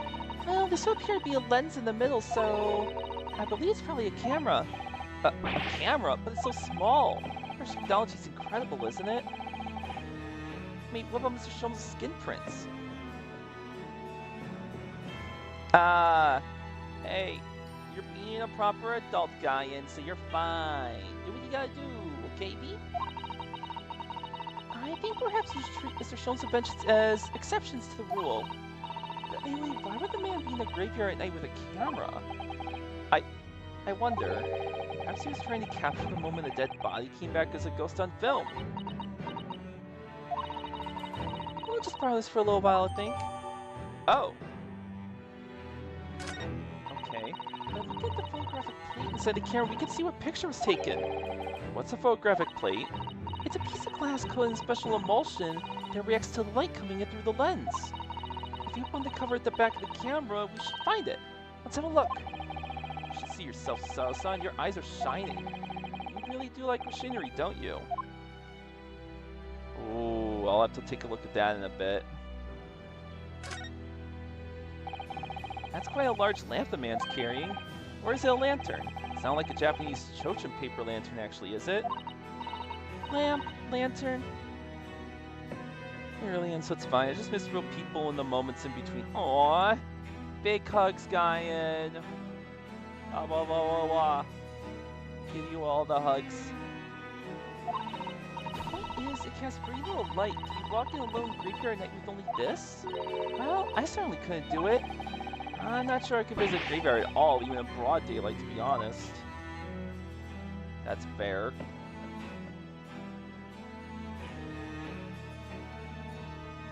Shovel?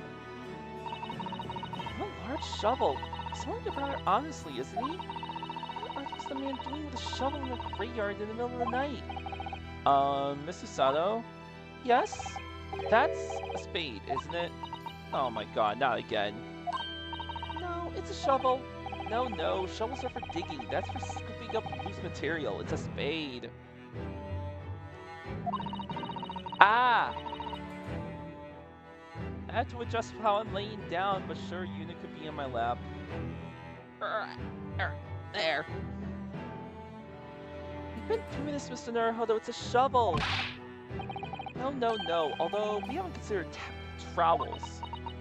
What the hell's a trowel? We've allowed ourselves to be distracted, I feel. Perhaps we should concentrate what the man was doing with the implement. So we're going to bury the hatchet? You're right, though. What was the man doing in the graveyard in the first place? That's the real question. I don't think there's anything left.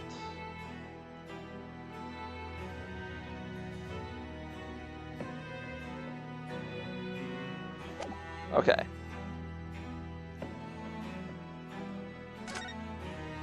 There's another owl in the back. This must be the killer, the fiend known as the Professor. Yes, I think so. According to what Manager Spell said, he killed 5 victims, all of noble royal blood. The grasswork's so lifelike, isn't it? Like all the models in this place. I know. Looks like it could start moving at any moment, doesn't it? If only it had a head, that is. Perhaps we should examine it in a little more detail. Oh? Wait. 139?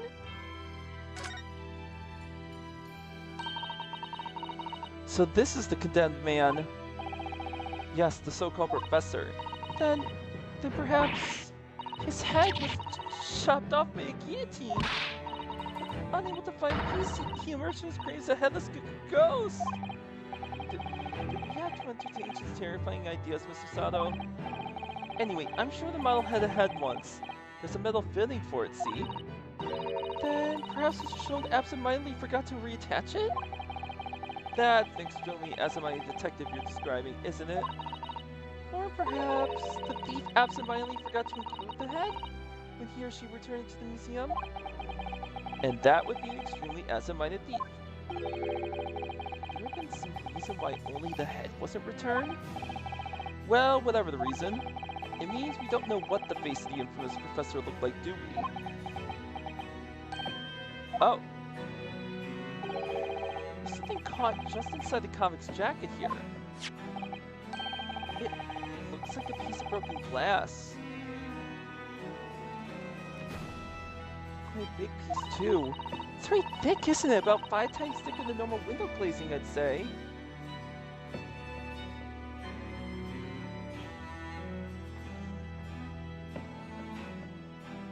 Wait.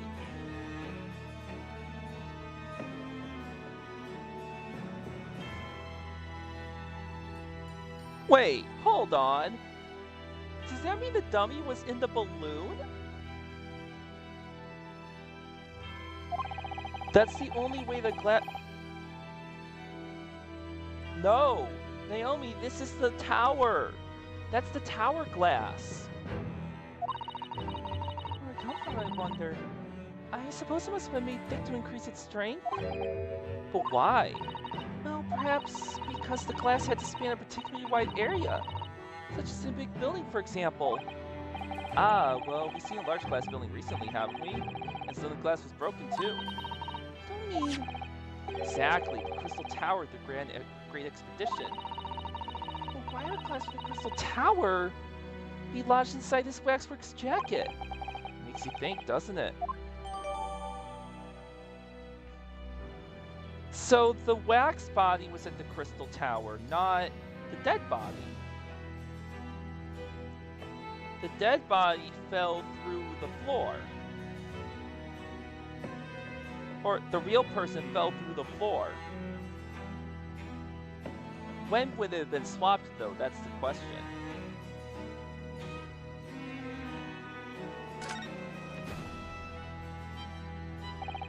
Earlier in court, we established that the Kinese experiment was a trick. Now we discover this fragment of glass here in this waxwork. Is it just a coincidence?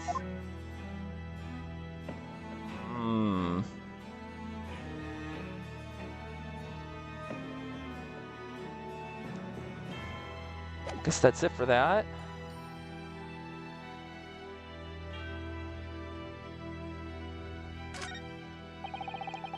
No matter if they're here in Britain or in Japan, graveyards are scary. Now I come to think of it, this is the first time I've seen a British grave. Hey, I'm happy to help you relax, Yuna. According to what I've read, the custom of Britain is to bury the dead as they are without cremation. What? But if you do that, you may accidentally bury people while they're still alive. I'm not sure that would be worse than accidentally incinerating people while they're still alive. Oh, good point.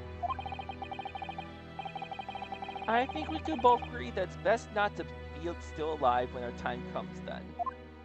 Yeah, what am I to say to that? I mean, do you want to be buried or burned alive? My answer is neither. It's actually not that much to look at. My god, Gaian. Alright. The Resurrecting Convent. I believe I told you a little about the professor yesterday, did I not? He took the lives of 5 victims, everyone being either a member of the aristocracy or royalty. All were attacked by an enormous hunting hound and had their throats ripped from their bodies. Oh, I don't remember that part.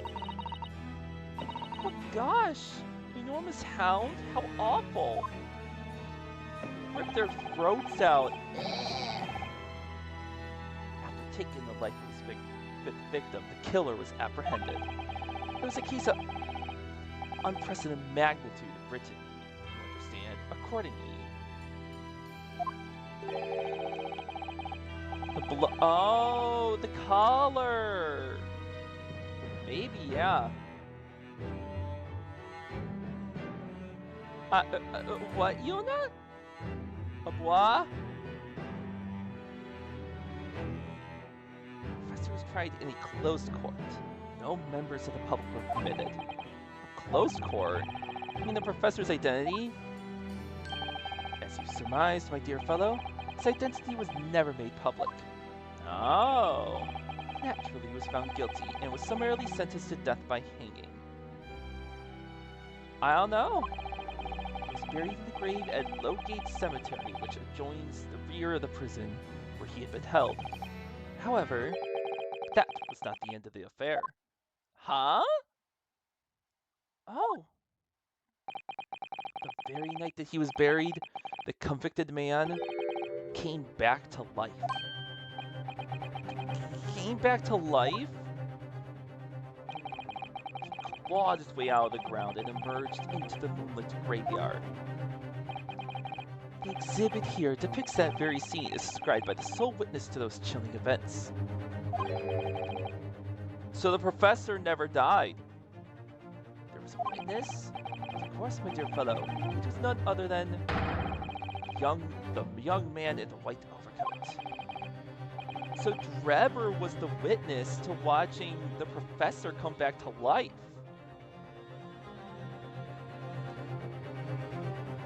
Jeez. Now Drebber, he saw it happen? That's crazy. So the professor must be working with Drebber then. So this is a waxwork model of Enoch Drebber. 10 years ago, the convicted professor, having been gibbeted and buried, emerged from his grave in the dead of night. The sole witness to that unimaginable scene was this young man. From appearances, I would say he was about 20 years old. It's so horrifying. Scared out of the woods, the young Drebber ran to a nearby police station to report the incident. And the sheer terror of what he'd seen is said to have turned his hair white overnight. Yes, as shown in the photograph we have of him. His hair is completely white. Ah. For the following few days, the story of what he'd seen was on every front page of the capital. The public was frantic for every last detail about the killer who'd come back to life. As you've seen, an exhibit was even created here at Madame Tuspel's. I quite understand why the man's hair turned white, certainly. But what I don't understand is what Mr. Drebber was doing in the first place. In a lonely graveyard in the middle of the night. Yes, what was he up to? Was he gonna grave rob the professor? Hmm.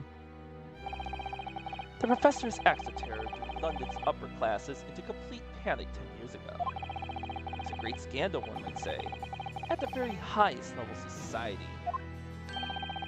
And since the killer's identity was never made public, rumors abounded. After all, no killer had ever before systematically employed a dog as a weapon of murder. Yes, I can imagine the impact the case must have had. In time, of course, the rumors abated. So too, talk of the shocking witness account of the convict who came back to life. It's forgotten, dismissed as a dubious ghost story, as a preposterous parlor tale. But why did people stop believing it? Why? Simply because there was no resurrection to speak of, as was established in fact. What do you mean by no resurrection? Police investigated the grave and located the cemetery and published their findings. The convict's body was found to be buried exactly where it had been following the execution. Huh. No! But that would mean Mr. Trevor must have lied to the police and the newspapers. That would appear to be the only logical explanation. Alright, Yuna, you get some good sleeps. Take care, I'll see you tomorrow.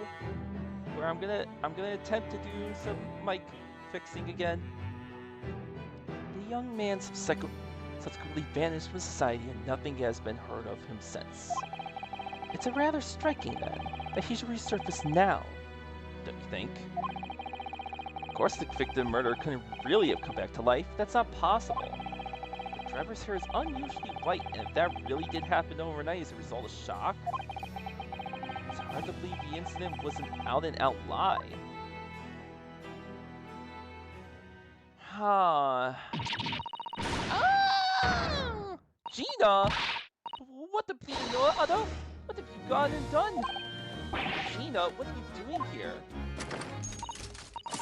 I asked Iris and she said this is where you'd be, so...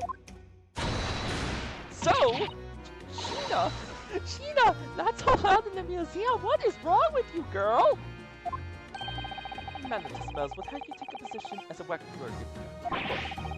I think there might be a more pressing concern. I still had some flesh powder left from 6 months ago, so... Alright, Gina, we understand, but please put down the gun! Oh my god, that went from 0 to 100 so quick. Why is Gina here of all places? Sorry, I got scared. You should try being the one on the other end of the barrel. So, what brings you here, Gina? What brings you here? What do you think? We found it! We found it at Dajiko's workshop! What? You found Trevor's workshop? Yup! Toby's nose took me straight there. The boss and the others are hidden over there now in the drag, so come on! What's the address? I got the boss to write it out! Nice! They actually found it! Let's go! Thank you, Gina. We'll make our way there once. Alright then, see you there! Wow, Gina being very responsible with the doggo. What? You go. Don't mind me. I'll just stay here. Being still. What? I know my place.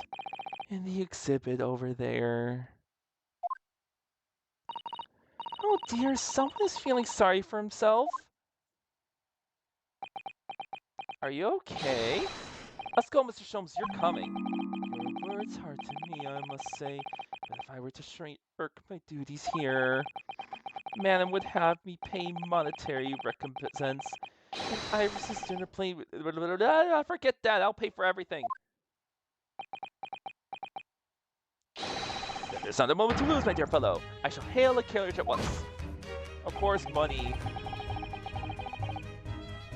There's like hair getting awkwardly stuck on me. Ah!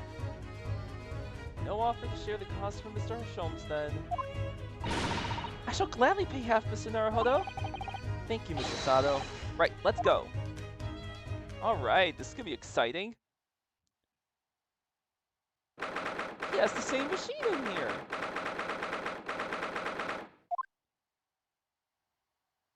What? That looks like... Oh, it's another super high voltage instantaneous kinesis machine. Indeed, it would appear so. Though only a prototype, naturally.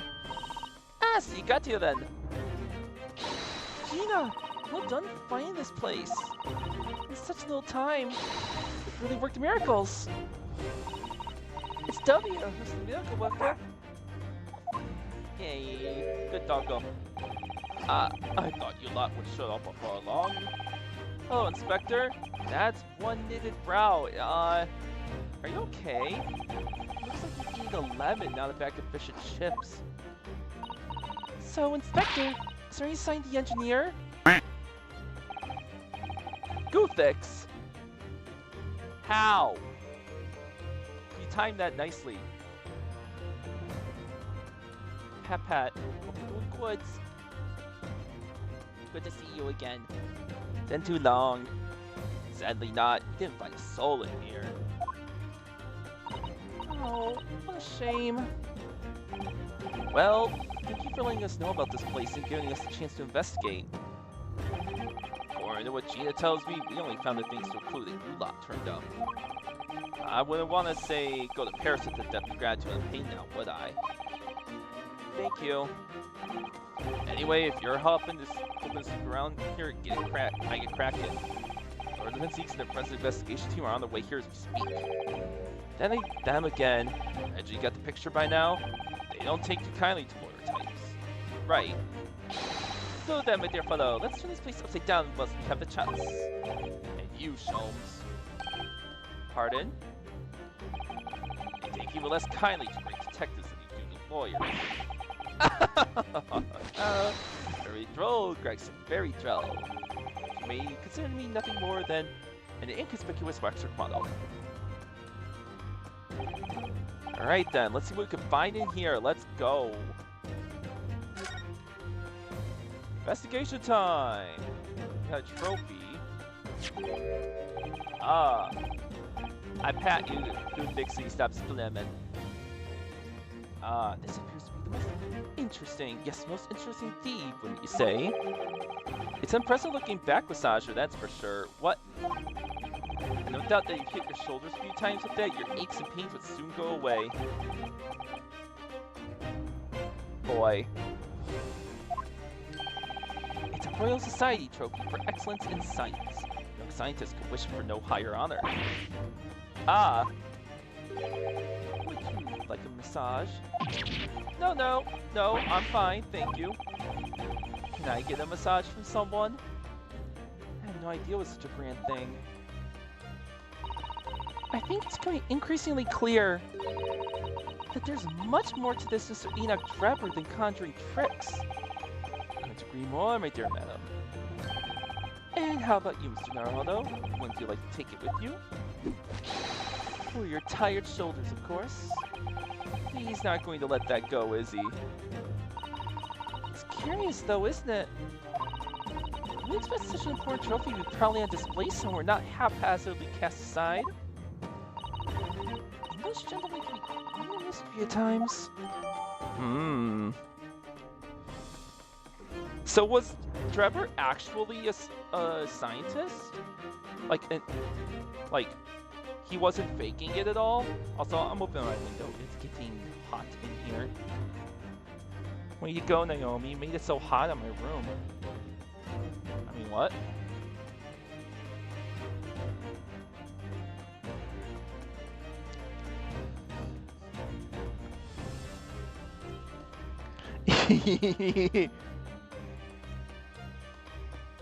Yeah, excuse me. I burped.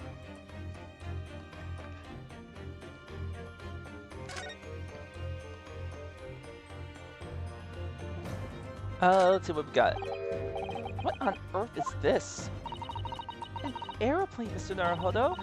One day scientists will allow humans to fly freely in the skies. What, Naomi? Why you pouting? What'd I do? Is that how the trick was described, is it? Sorry? Well, it's actually suspended by a thin but very strong cable, isn't it? Oh, well, this model is yes, but a real airplane would actually fly high in the sky. I'll suspend it from somewhere even higher in the sky, of course. Large metal objects obviously can't really stay in mid-air unsupported. So to you, the solution is even ever taller towers? Oh my god. No, I can't look at the ladder.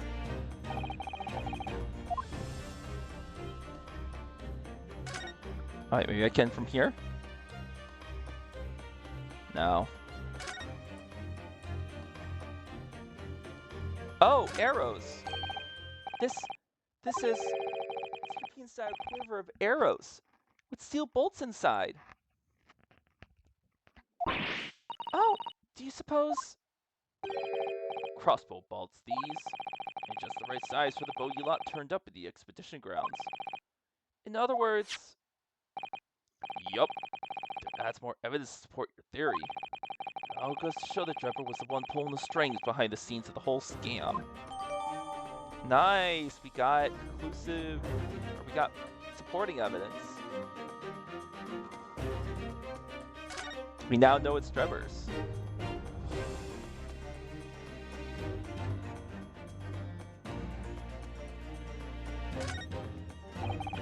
This door doesn't want to open.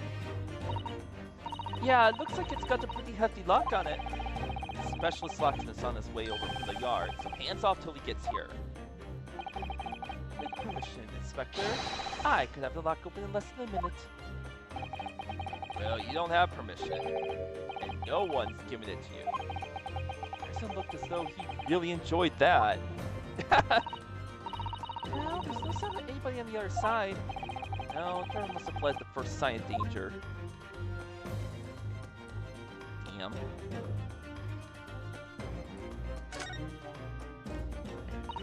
I'm sorry, Mr. Arrow, that machine is covered by the Special Dispensation for Scientific Equipment Act. There will be serious repercussions if you were to examine it from the Crown and the government. But they're touching it! Everyone's touching it! Oh, those two don't seem to be holding back. It's quite hollow inside. No one can project devices of deception be seen, my dear fellow. Ah! Out there, you quack again. No loose change dropped on the floor or nothing. Yeah, bone for Tobia, my dear fella. British people are very much ruled by their own ideals, aren't they? I like that she kind of took in Sholmes's mannerisms a little. I think that's just these two, Mrs. Sato. Someone's behind there! Oh! Something wrong, Mrs. Sato? Well, I thought I heard a noise from the far side of that door. Well, Gina, did you hear it too? Yeah! And all. Oh, do you beckon, Toby? Light, mind the grease. Whoever's in there, open up. This is Scotland Yard.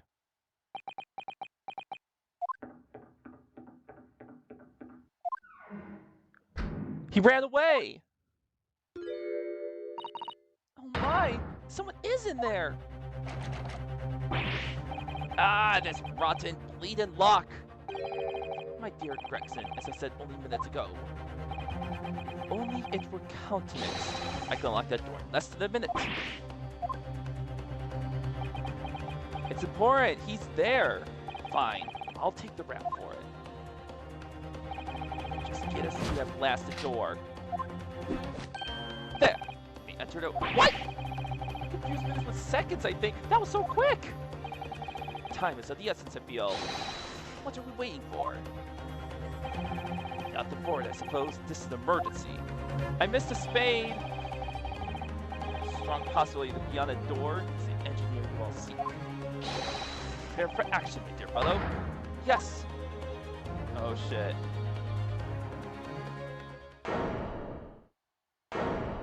What?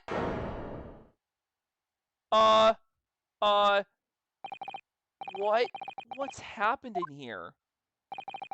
Why is everything upside down? Rats, they ain't the one that need after all. But there must be. It was only moments ago that we heard those noises.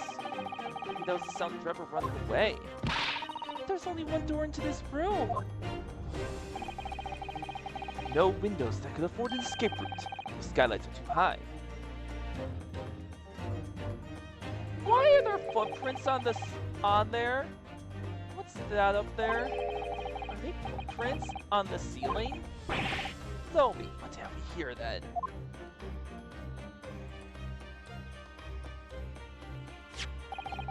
Looks like someone was trying to burn something in a hurry. Oh, that looks like a set of blueprints. To what? It's not Professor Herbrain's farming machine, is it? Blimey! Had these, there'd be no need to murk about trying to investigate all that scrap metal. There's something of great interest here, too. This rope was lying on the floor at the foot of that pillar. But there's a rope, too. I'm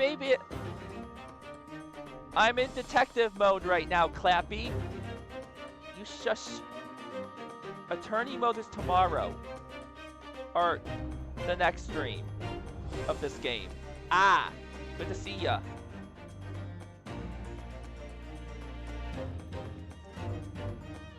I got the detective's badge on currently. Right.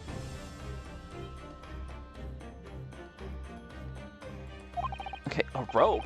What's significant about that? Never. See, but you do not observe, Mr. Naruhodo. Let's investigate the entire room thoroughly, and before the forensic investigate team arrive, too. Can I move back? Okay, good. I can't examine that.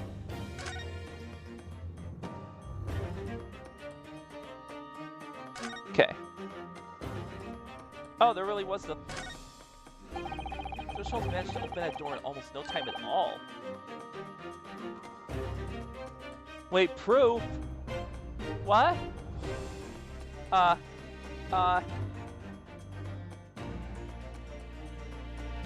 don't have hands, so I can't show proof. It's incredible. Thanks to one of his great deductions, no doubt. About the shape of the lock set into the door. I think maybe you're putting too much stock in his deductive abilities. Anyway, what's on the other side? That's the question, isn't it? Oh god. I big brain. That's it. There's no point trying to use that. Let's just go and see. Alright, I'm glad I went back at least just to check. Well, that's enough. Oh no, you're dead. That's a very large safe. I don't suppose even Mr. Sholmes could open that lock. Although, if you were a thief, you could just steal the entire thing, I suppose. It's bolted to the floor from exactly that sort of underhand trick, Mr. Naruhodo.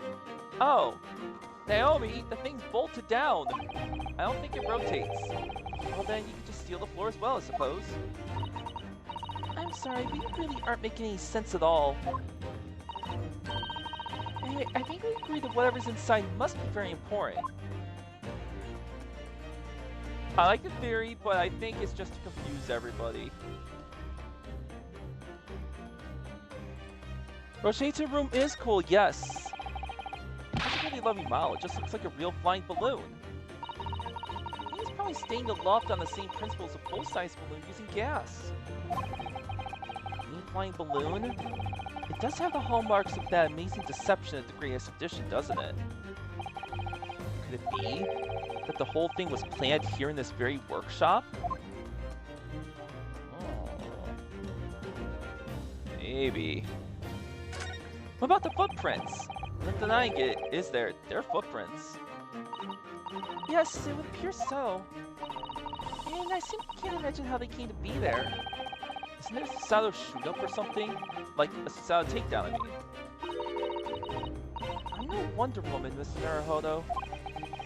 That would make her almost superhuman, I suppose. Good reference, good reference. Almost every piece of furniture is upside down.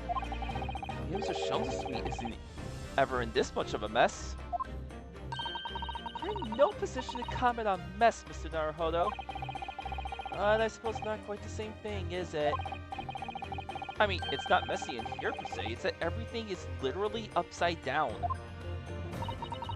But why? Anything else before we go into the very big... Uh-oh. Mr. Sholmes, have you found something? Ah, Mr. Naruhodo. Yes, in fact, something rather fascinating. What do you make of this? Let's see. I've never seen... Oh, they don't even know what it is! Uh-oh. It looks like a bundle of thick cigars wrapped up in a large watch me, but... Ah! Mr. Sato, what's the matter? That's a... Surely that's a time bomb! Clappy, don't eat the time bomb. What? Did you say... time bomb? Sorry, but what is a time bomb exactly? You truly are one of a kind, Mr. Naruhodo. I won't take that as a compliment. You don't know nothing, do you, Odo? You haven't got a clue what it is either, have you, Gina? I invite you to consult the dictionary later, Mr. Naruhodo. What's in particular says there's no time bomb, but I confess it is very similar appearance. Oh, well, thank goodness, but then, what is it? I see. So that's it. Goodness, Mr. Sholmes, have you seen to the heart of the matter? There are times when I consider my lot most unfair, for I'm fated never to know how it feels to flounder as you do when a puzzle presents itself. But I have learned to accept the hardships that come with being a great detective, Mr. Sato. Here we go, I feel a great deduction coming. Alright, so it's not an actual bomb. There's the scene we see before us. First, is that the inverted nature of the furniture in this room is the work of Trevor himself. Oh, but how could you... And the second conclusion is that the small device on the floor there is, without question, completely genuine. Please, Mr. Sholmes, you must explain everything. With pleasure. Ah, you like these two, Clappy. After all, it's great detective's civic duty to teach Scotland Yard the finer points of the trade. Look how pissed he is! Well, Inspector Gregson seems delighted with the idea anyway. Oh!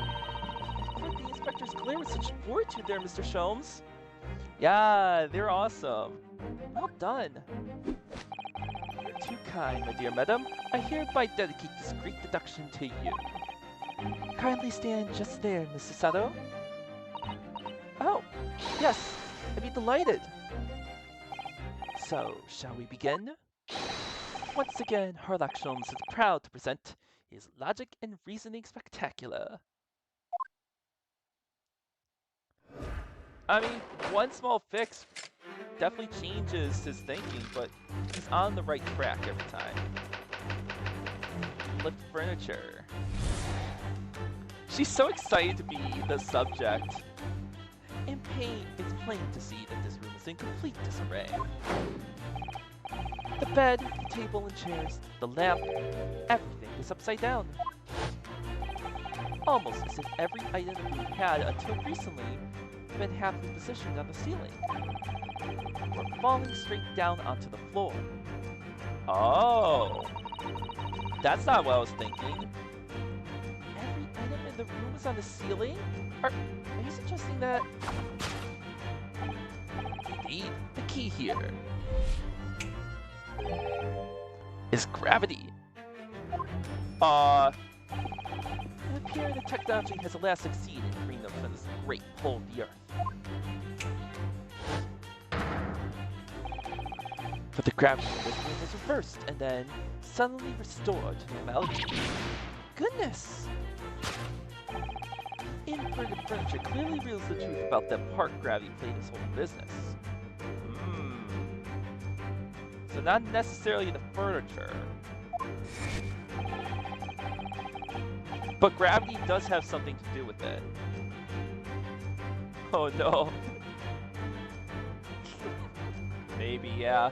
I quite understand your skepticism, Mrs. Sato. I, too, was incredulous at first.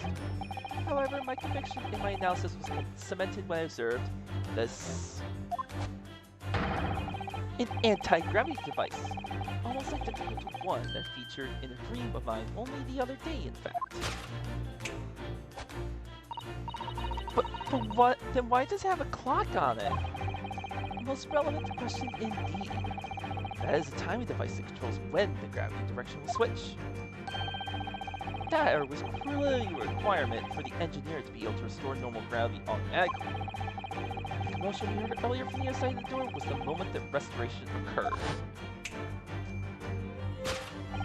Yes, the reason why everything in here is returned upside down is because of the anti-gravity device. Yeah, he keeps on doing that himself, and they're watching it happen. See, we need to look no further to explain the state in which we now find this room. He shows to go to the... Oh no! But this is the back room, Naomi! The direction in which gravity acts here was reversed by Mr. Trevor, before being restored to normality in automatic fashion sometime later by the timer device. I witnessed precisely this scene in a dream. Oh god, there's a hidden room? Oh my goodness. Oh no. Once I had when I fell out of bed. Okay then. Drink water quick while this types.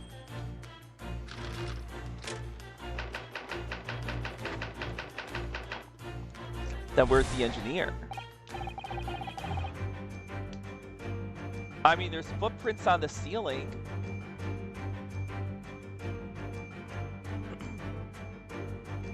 Now, let us consider the next conundrum. What was our engineer friend's aim? Indubitably, the greatest clue we have to explain exactions is above our heads. Yes, how is it possible that there are footprints all the way up there on the ceiling? Although with the rope, that has a really awkward angle to be climbing up on. It would be so easy to slip on that. A question whose answer will lead us neatly to the truth, my dear Madam. The reason there are footprints on the ceiling is because of the nearby skylight. Okay. Of course, Trevor's aim was singular, to escape. However, there is but one way into this room. Except in the skylight, that is. The toilet game? Ah. Oh no. What? By inverting the gravity in here, Trevor was able to fall conveniently to the ceiling. And make his escape via the otherwise inaccessible skylight, leaving those footprints behind on the ground. But the ceiling in here is very high, Mr. Sholmes. The gravity reversal was sudden. Would Mr. Trevor have fallen up on the ceiling rather violently? Falling up is both scientifically and philosophically a rather interesting concept, I feel. But the man was cornered with nowhere to run, so escape through the skylight was his only option. You may recall that I found this in the room earlier, which I believe offers a solution. Oh, the rope! To reach the intended destination, what better tool than this rope? By anchoring one end to the wall, the man was able to lower himself safely to the ceiling.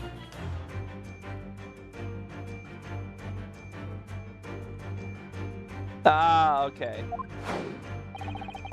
Isn't that the Skibbity meme or whatever?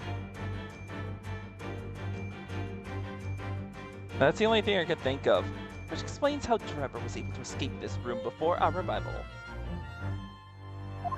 No, Naomi wasn't doing that. He reversed the pull of gravity and fled via the skylight. And personally, I should very much like to reverse the pull of gravity again now. Just for fun. He kept doing that too.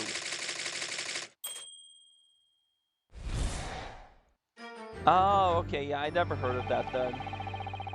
Thus concludes Herlockshom's great deduction of this topsy-turvy puzzle.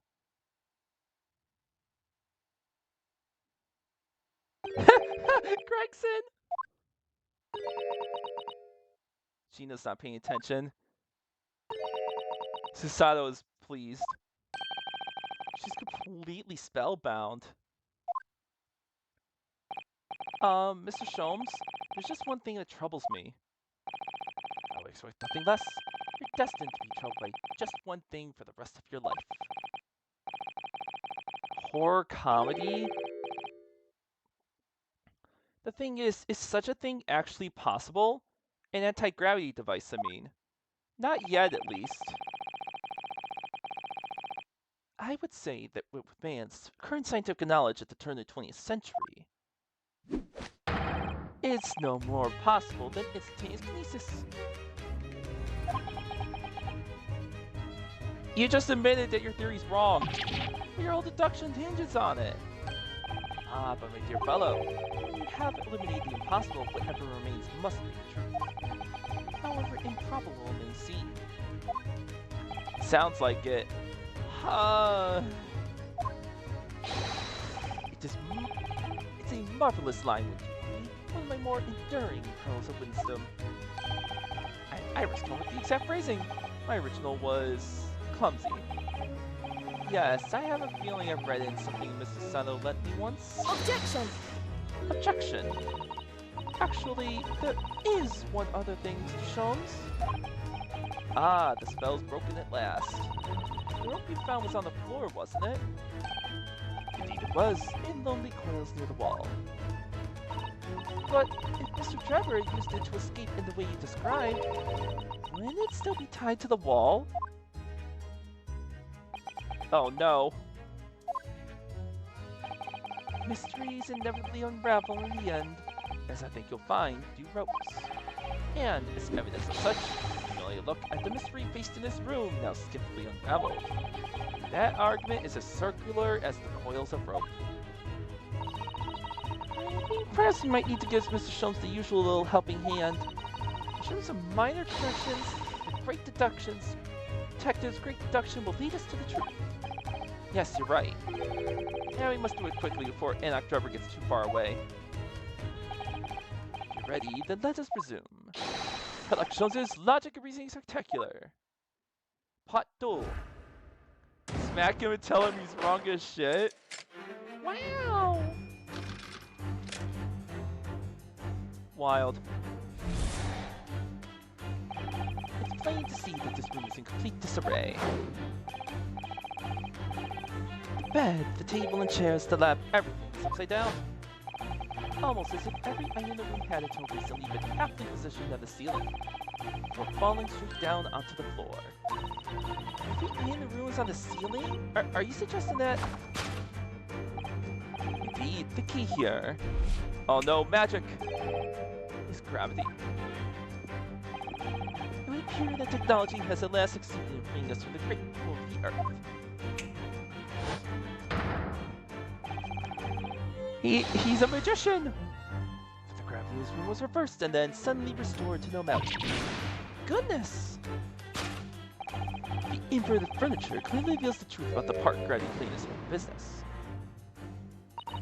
To think gravity could have been reversed in this very room, I find the whole idea highly enthralling. Only Mr. Sholmes could see such an explanation. But the man himself admitted it was a scientific impossibility, so... Yes, you're quite right. We must completely discount the idea once. Ooh, that's unusually merciless of you, Mrs. Sato. You have eliminated the impossible. Whatever remains must be the truth. The detective himself said so, didn't he? While refusing to part with his dreams of anti-gravity devices. Who knows? Magic could be involved. Yes, I suppose so. Well, let's see if examining this topsy-turvy scene a little more closely reveals some proof that shows exactly what the guy in his room was and or wasn't doing.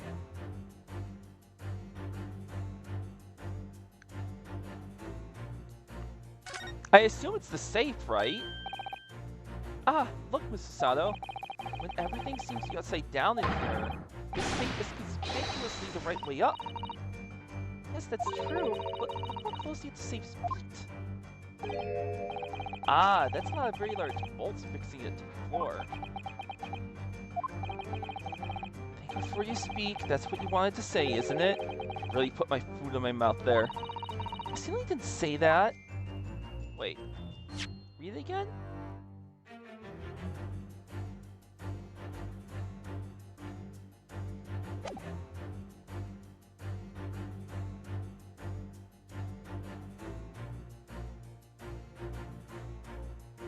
Oh, this is all inverted furniture, okay. Take that! Oh, it's not the safe?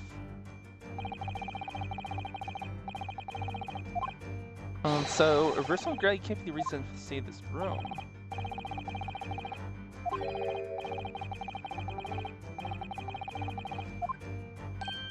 Oh, I didn't think that through.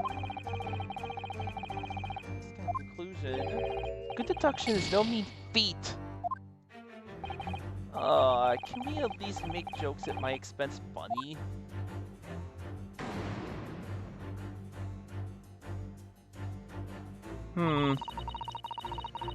Impossible? Perhaps we could prove it didn't occur? This is wrong. You see some ways just to find the obvious exception.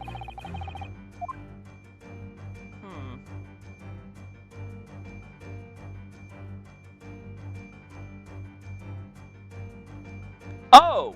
I didn't see this vase. Well, I wasn't expecting to find a pretty bunch of flowers in here, that's for sure. Ah, look at that! No, that slender little vase looks like it's about to topple any moment, but the flowers are thriving. Something makes you think of the fragility of life. Wouldn't you say? To be honest, Mr. Naruhodo, something else about it made a rather deeper impression on me. Take that! I didn't see it originally. The safe was the easy thing to look at. The upright base clearly reveals the truth about the part gravity played in this whole business.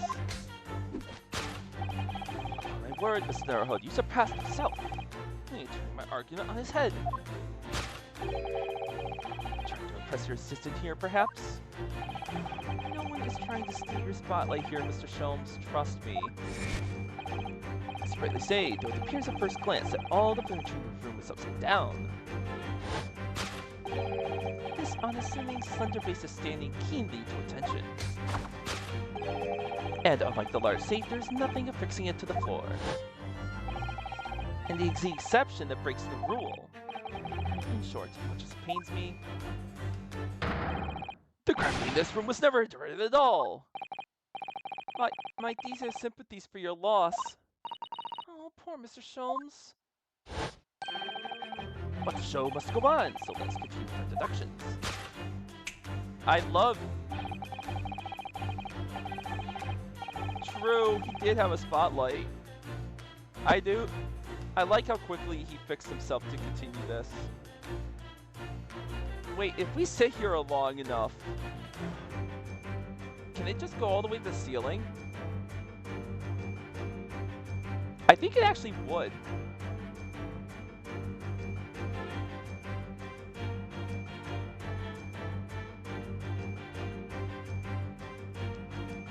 Ah, it stopped.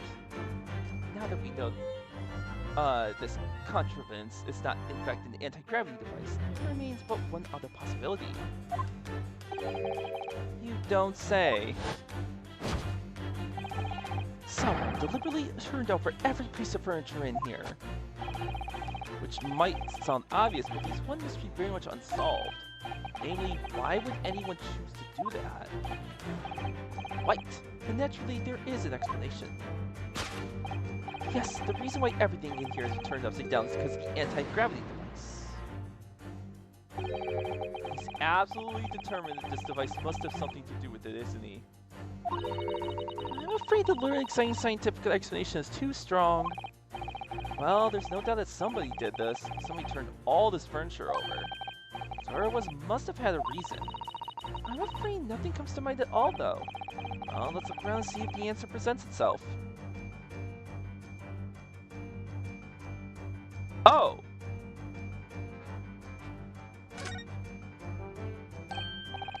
Look, there's something written on the underside of this armchair.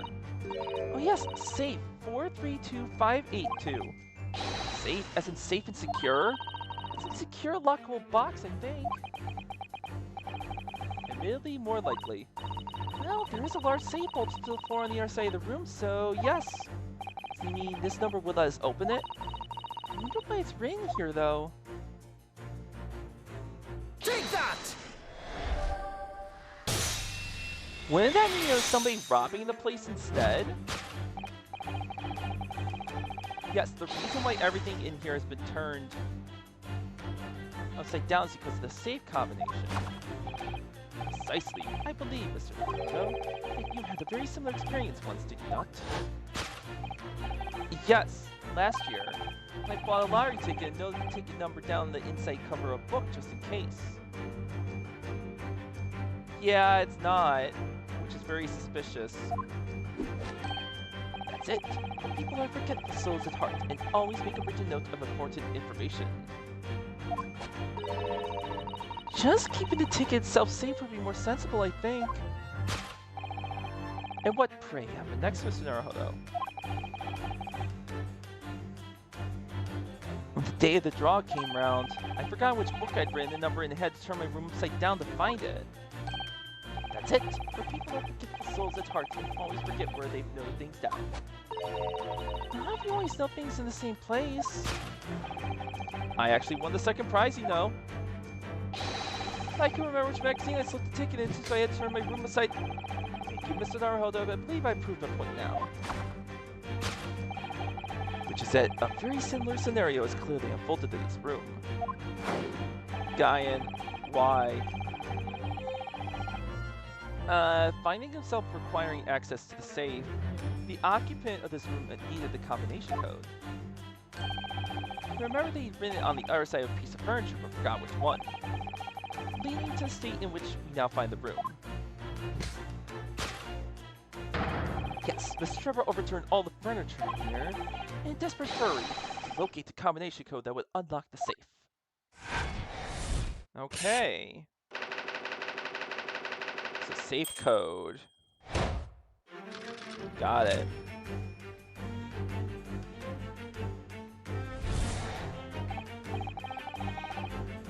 Now, let's consider the next conundrum.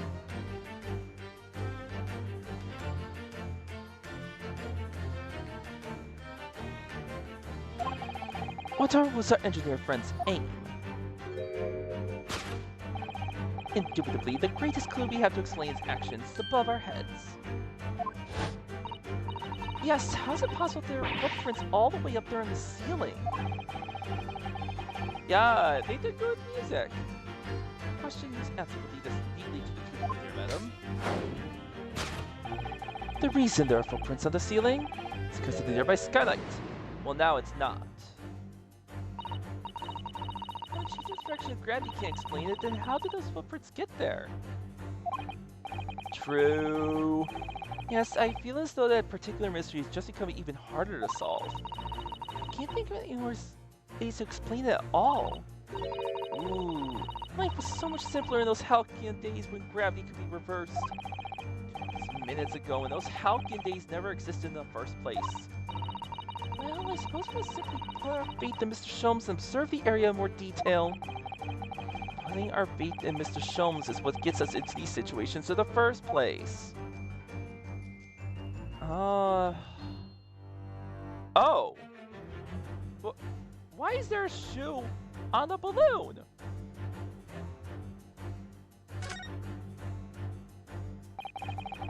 It's hard to believe, but there's a shoe up there, look! Yes, and there are more footprints on this little balloon, too. Perhaps the shoe was thrown up there and became lodged, do you think? If so, then judging from the number of footprints, it must have been thrown up several times. Why would anyone be throwing shoes up at the ceiling, though? Oh dear, that's beyond me, I'm afraid. Take that! Okay, I don't know why.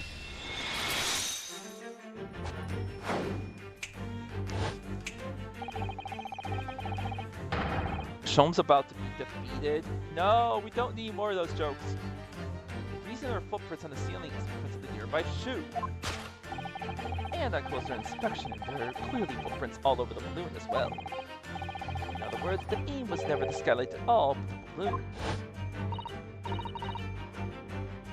Trying to knock the balloon down? But for what purpose? Green balloon. That seems somewhat familiar data.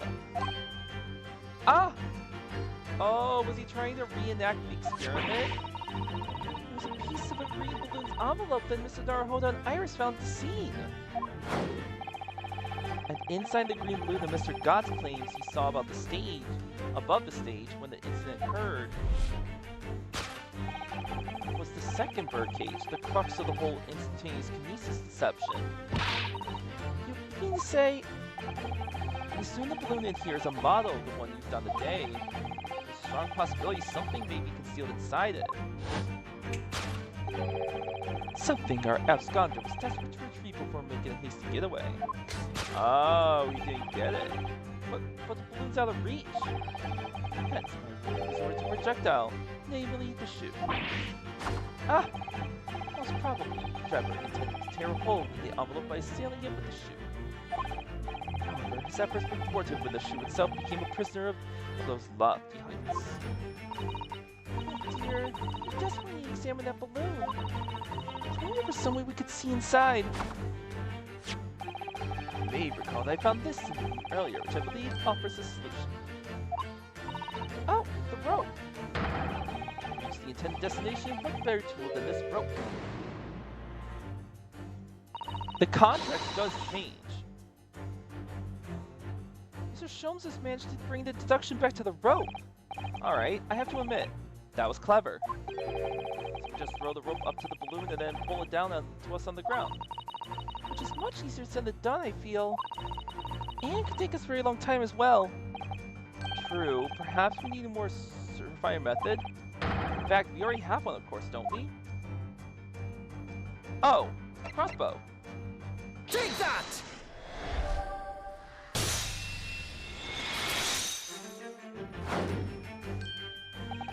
To reach the intended destination, what better tool than this crossbow? That was found at the scene, in fact. Yeah. I mean, that wasn't a bad idea to use the rope for it. In all likelihood, it belongs to Mr. Trevor. The man who only brought it away with him that day. He could have avoided losing a shoe at such a critical time as this. Oh, it didn't finish. So, shall we? Curiosity is deeply stirred, no doubt. My dear fellows. What is it that Enoch Trevor has hidden inside that balloon?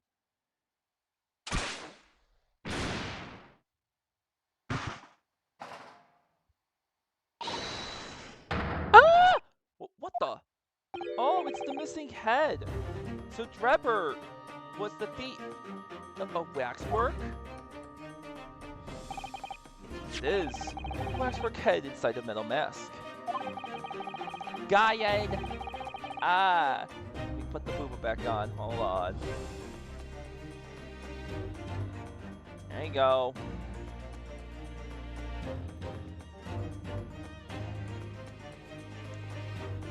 He should have quit while he was ahead.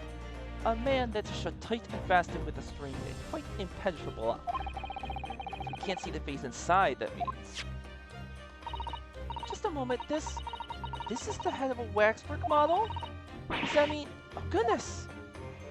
I see you joined the dots, Mr. Sato. Excellent. Ah, of course!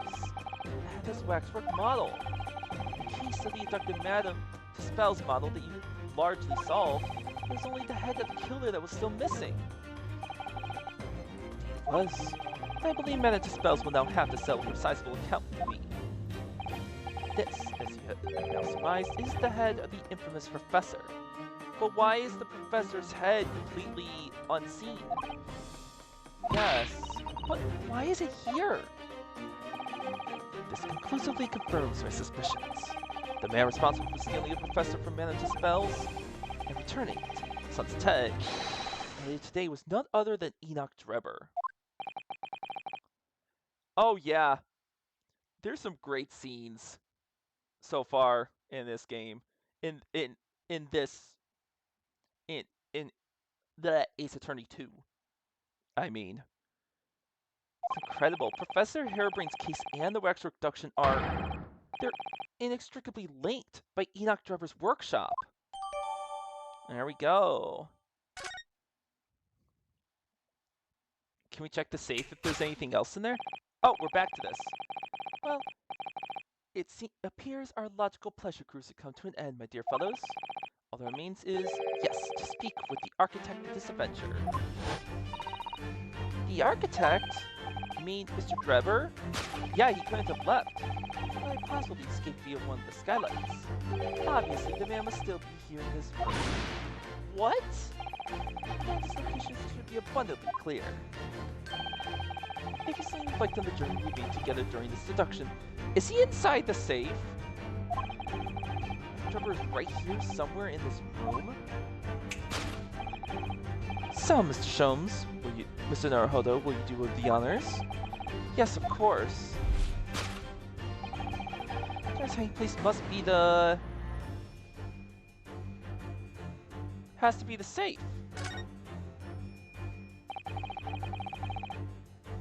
Oh. Plans and accounting ledgers. It says somebody was in a hurry to empty the contents of the safe, in fact. Yeah. Take that! So this is a new thing. That's an extra thing to add to this. Before we gained access to this back room, we heard noises from in here. Which tells us that the engineer was still in the building at that point in time. He was in fact searching for the combination to a safe. Pressed for time, made no attempt to break the furniture that he overturned in the process. From which we can deduce that the search for the combination happened very recently indeed. In summary, Mr. Enoch Drebber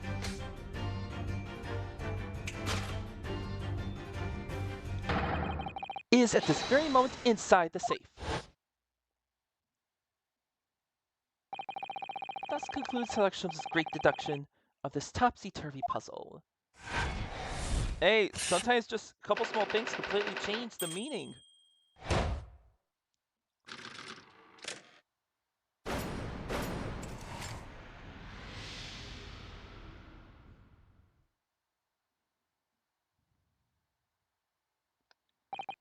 So, Mr. Naruhodo, I think perhaps it's time we ended this game of hide-and-seek, don't you? By opening a safe, you mean? What else? Let's see. The combination was 1, 4, 3, 2, 5, 8, 2. I knew that. Alright then. Here goes. I can't be dead. That would make no sense. No, he's not dead. You found me. He just rolled out!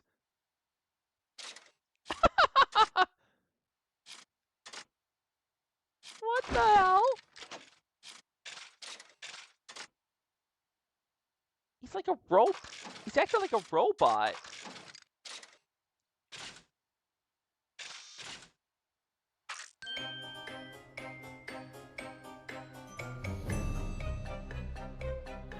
What the hell? Right then, sir. Mr. Enoch Drebber, I presume. Correct. You better start talking. You tricked Professor Harebrain with that bogus machine you built. And you shall have to explain the theft of the waxwork from Manita spells as well. Whilst I would be delighted to answer your many questions.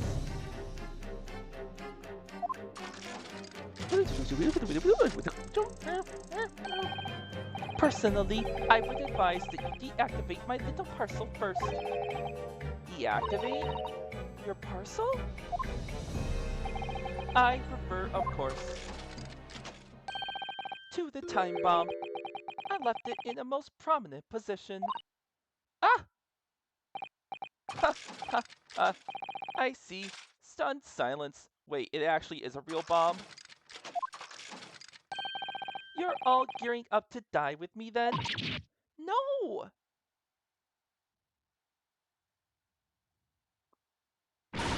Mr. Sholmes, with only 7 seconds to spare, it was a real bomb the whole time. Oh my god. We were just in here the entire time with the bomb! What the fuck? That was too close for comfort. I've got one foot in the grave already. Trying to help us get a killer or get us killed. Mr. Sholmes' deductions can be completely life-altering, can't they? Well, my dear fellows, that was a close shave. The resemblance to an anti-gravity device is really quite startling, I must say. Anti-gravity devices don't exist! Whew, I wouldn't push you, Mr. Sholmes. Interesting. Oh god, we can re-examine. I still can't believe we were nearly blown up. So the plan was that he would have survived inside the safe, despite everything blowing up.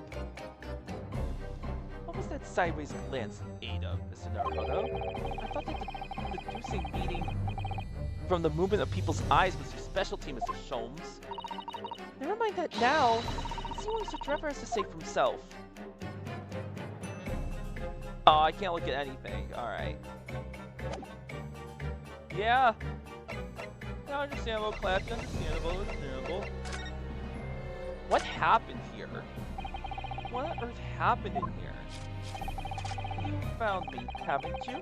No need to screw me down any further.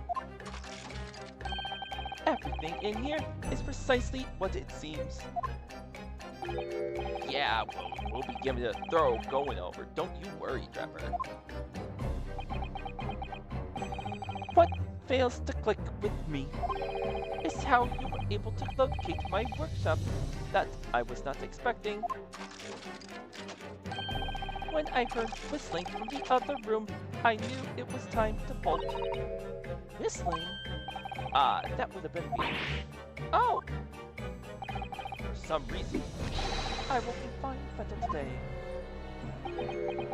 Oh my god, you gave us away!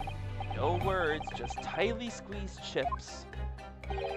Clearly, I must have a screw loose though, as I couldn't remember the combination for the safe.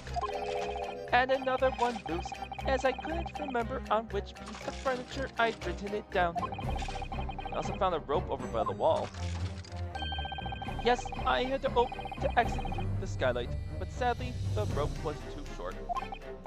So, I then set about searching for the combination code to open the safe. Absolutely, guy, and yup. And burn the incriminating blueprints, yet. Regrettably, though, you failed to retrieve the head from the balloon among the rafters. And after that, you hid yourself inside the safe. I first set this parcel ticking. Well, I had no intention of being nailed by the police.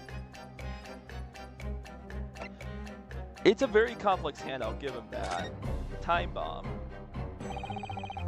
Got a death wish, have ya? I am right beside a ticking time bomb. Please, why do you suppose I chose to hide inside the safe? It's no ordinary safe. It's especially designed. A dynamite explosion wouldn't leave a scratch on it. So in fact, the safe is the only safe place. Precisely. Once you climb inside, you wouldn't have been able to get out again. Oh god, I gotta sneeze, baby. I invite you to look more closely. The safe is fitted with a handle on the inside to allow the door to be unlocked from within. Ah, Guyan lurks and I'm being screamed on both sides. Oh my goodness, I won't complain. What? Ah, so it is. I had always intended to blow this place to smithers in any case. I just wasn't expecting uninvited guests to come along and screw up my plans. Do you mean to say you were planning to blow us all up? No, that was unforeseen. What do you mean? Most people run, you see, when they see a ticking time bomb at their feet. Ah, I calculated the time required for retreat to a safe distance and set the device accordingly. But your seemingly endless discourse in here threw a spanner in the works. Oh, Sholmes, you almost got us all killed. Is something wrong, Gregson? Do I have something on my face besides the usual eyes, ears, and nose and mouth? He really doesn't understand. I think we have a fairly good idea what's been going on here now. What about the two incidents you've evidently been involved in recently? He really isn't. Professor Harebrain's instantaneous kinesis experiment at the Great Expedition, and the waxwork model you stole, which this head belongs to. That's no ordinary head, you know. That's the head of the professor. Clad in a mask with a lock so strong, I am unable to open it safely to reveal the killer's identity. I've been considering carrying it around as protection. That's enough. What's going on here, Gregson? I'm sure you're aware that I have sole jurisdiction to investigate here. I see you're a fan of her then, Clappy. Yes, well, Dr. Scythe again, so the forensic investigation team here. And you know full well, this engineer is a key witness. Why are you allowing this lawyer access to him? If Lord Strongheart knew of this, you'd be finished. You lot, leave at once. My dear madam, there's no need for such a threatening tone, I assure you.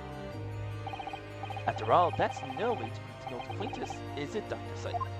Oh? Hello, Sholmes. Oh? They know each other. Sir Sholmes knows Dr. Scythe? If it's protecting the machine next door that's causing such a sour expression on your face, you're quite misguided. It's really nothing more than a shell. You get out. But of course, we'll show ourselves the door. I see you haven't softened at all. Mr. Narhodo. Yes? It would appear that our delightfully entertaining investigations have run their course for today. But, Mr. Sholmes, let us leave this place in the doctor's capable hands. I said get out. Now. All of you.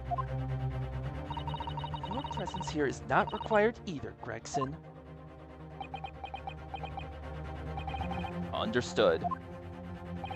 But I'll just say one thing before I head off. If it wasn't for this lawyer and his companions, we'd never found this place, and the whole workshop would have been blown to bits. The time bomb set in here, and this lot disarmed. Inspector. Thanks, Gregson. Something giving you a chuckle, has it, Trevor? So sorry. Didn't mean to offend. You're quite right, of course. You did disarm the time bomb, didn't you? Yes, you did disarm that one. What? What do you... That one? You mean... Why is there another one?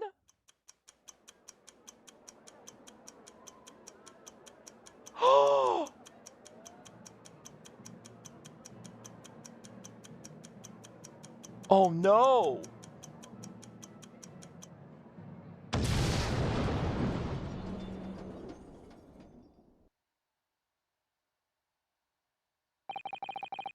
It's an hour later that we heard the news. of the enormous explosion that ripped through the experimentation stage at the Great Exhibit. Her brain's invention and all its secrets were blown away forever. Wow. Well, that's a plot twist.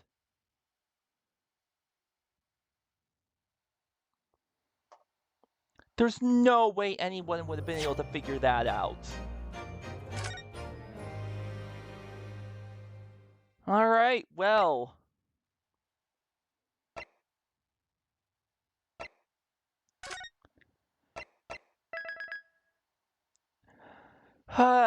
Well, I suppose, yeah, next time we're going back to trial. Now, next week will be Attorney Bluey. Oh, geez, that threw me off so much. It was an explosive time. That, whoa. Well, tomorrow's gonna be, or next time on this game's gonna be interesting. You throw me off. What? Oh no.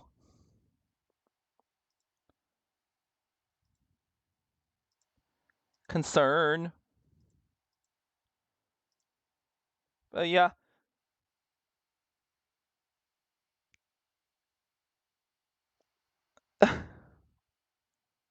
What? Why are you derping?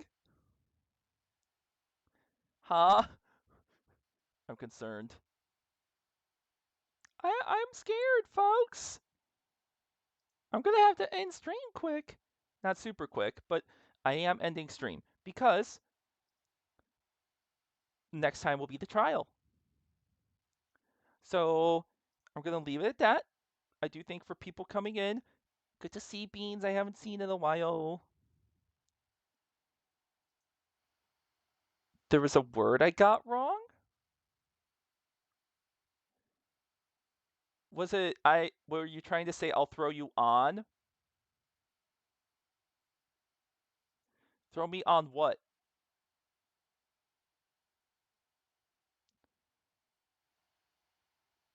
Huh?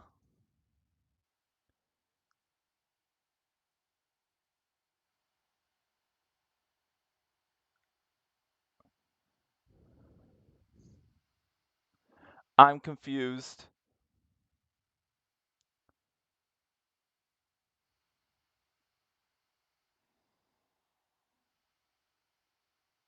I'm really confused. What?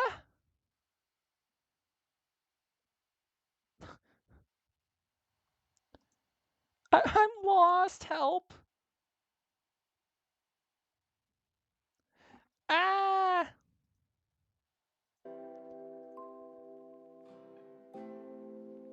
Are violence something?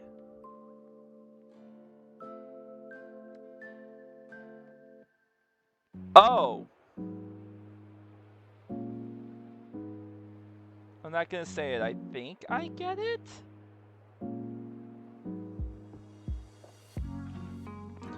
Alright, if not violent, then I think I get it. I don't know. I need guide. I need help to figure this stuff out. I'm sorry. Ah. Anyways, that is it for the stream.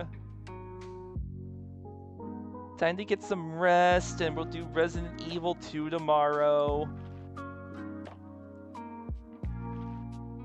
I need to oh my god, Naomi. Why you do this to me? Blah. Alright, we don't need to keep talking about this. Hello?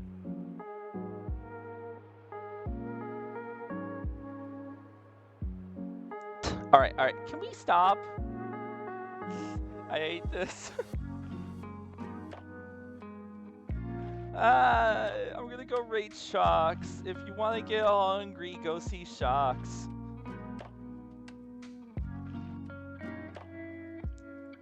They're just what?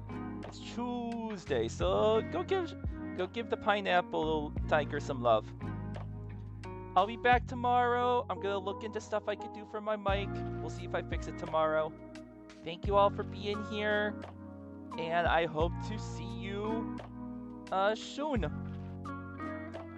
Come by whenever you can, and I'll very much appreciate it.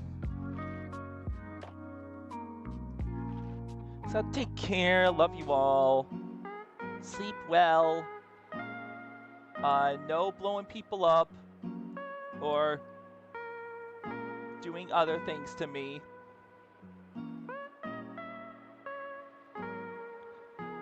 So, yeah. Just waiting for this ad to stop so I can do the raid. Alright, bye-bye!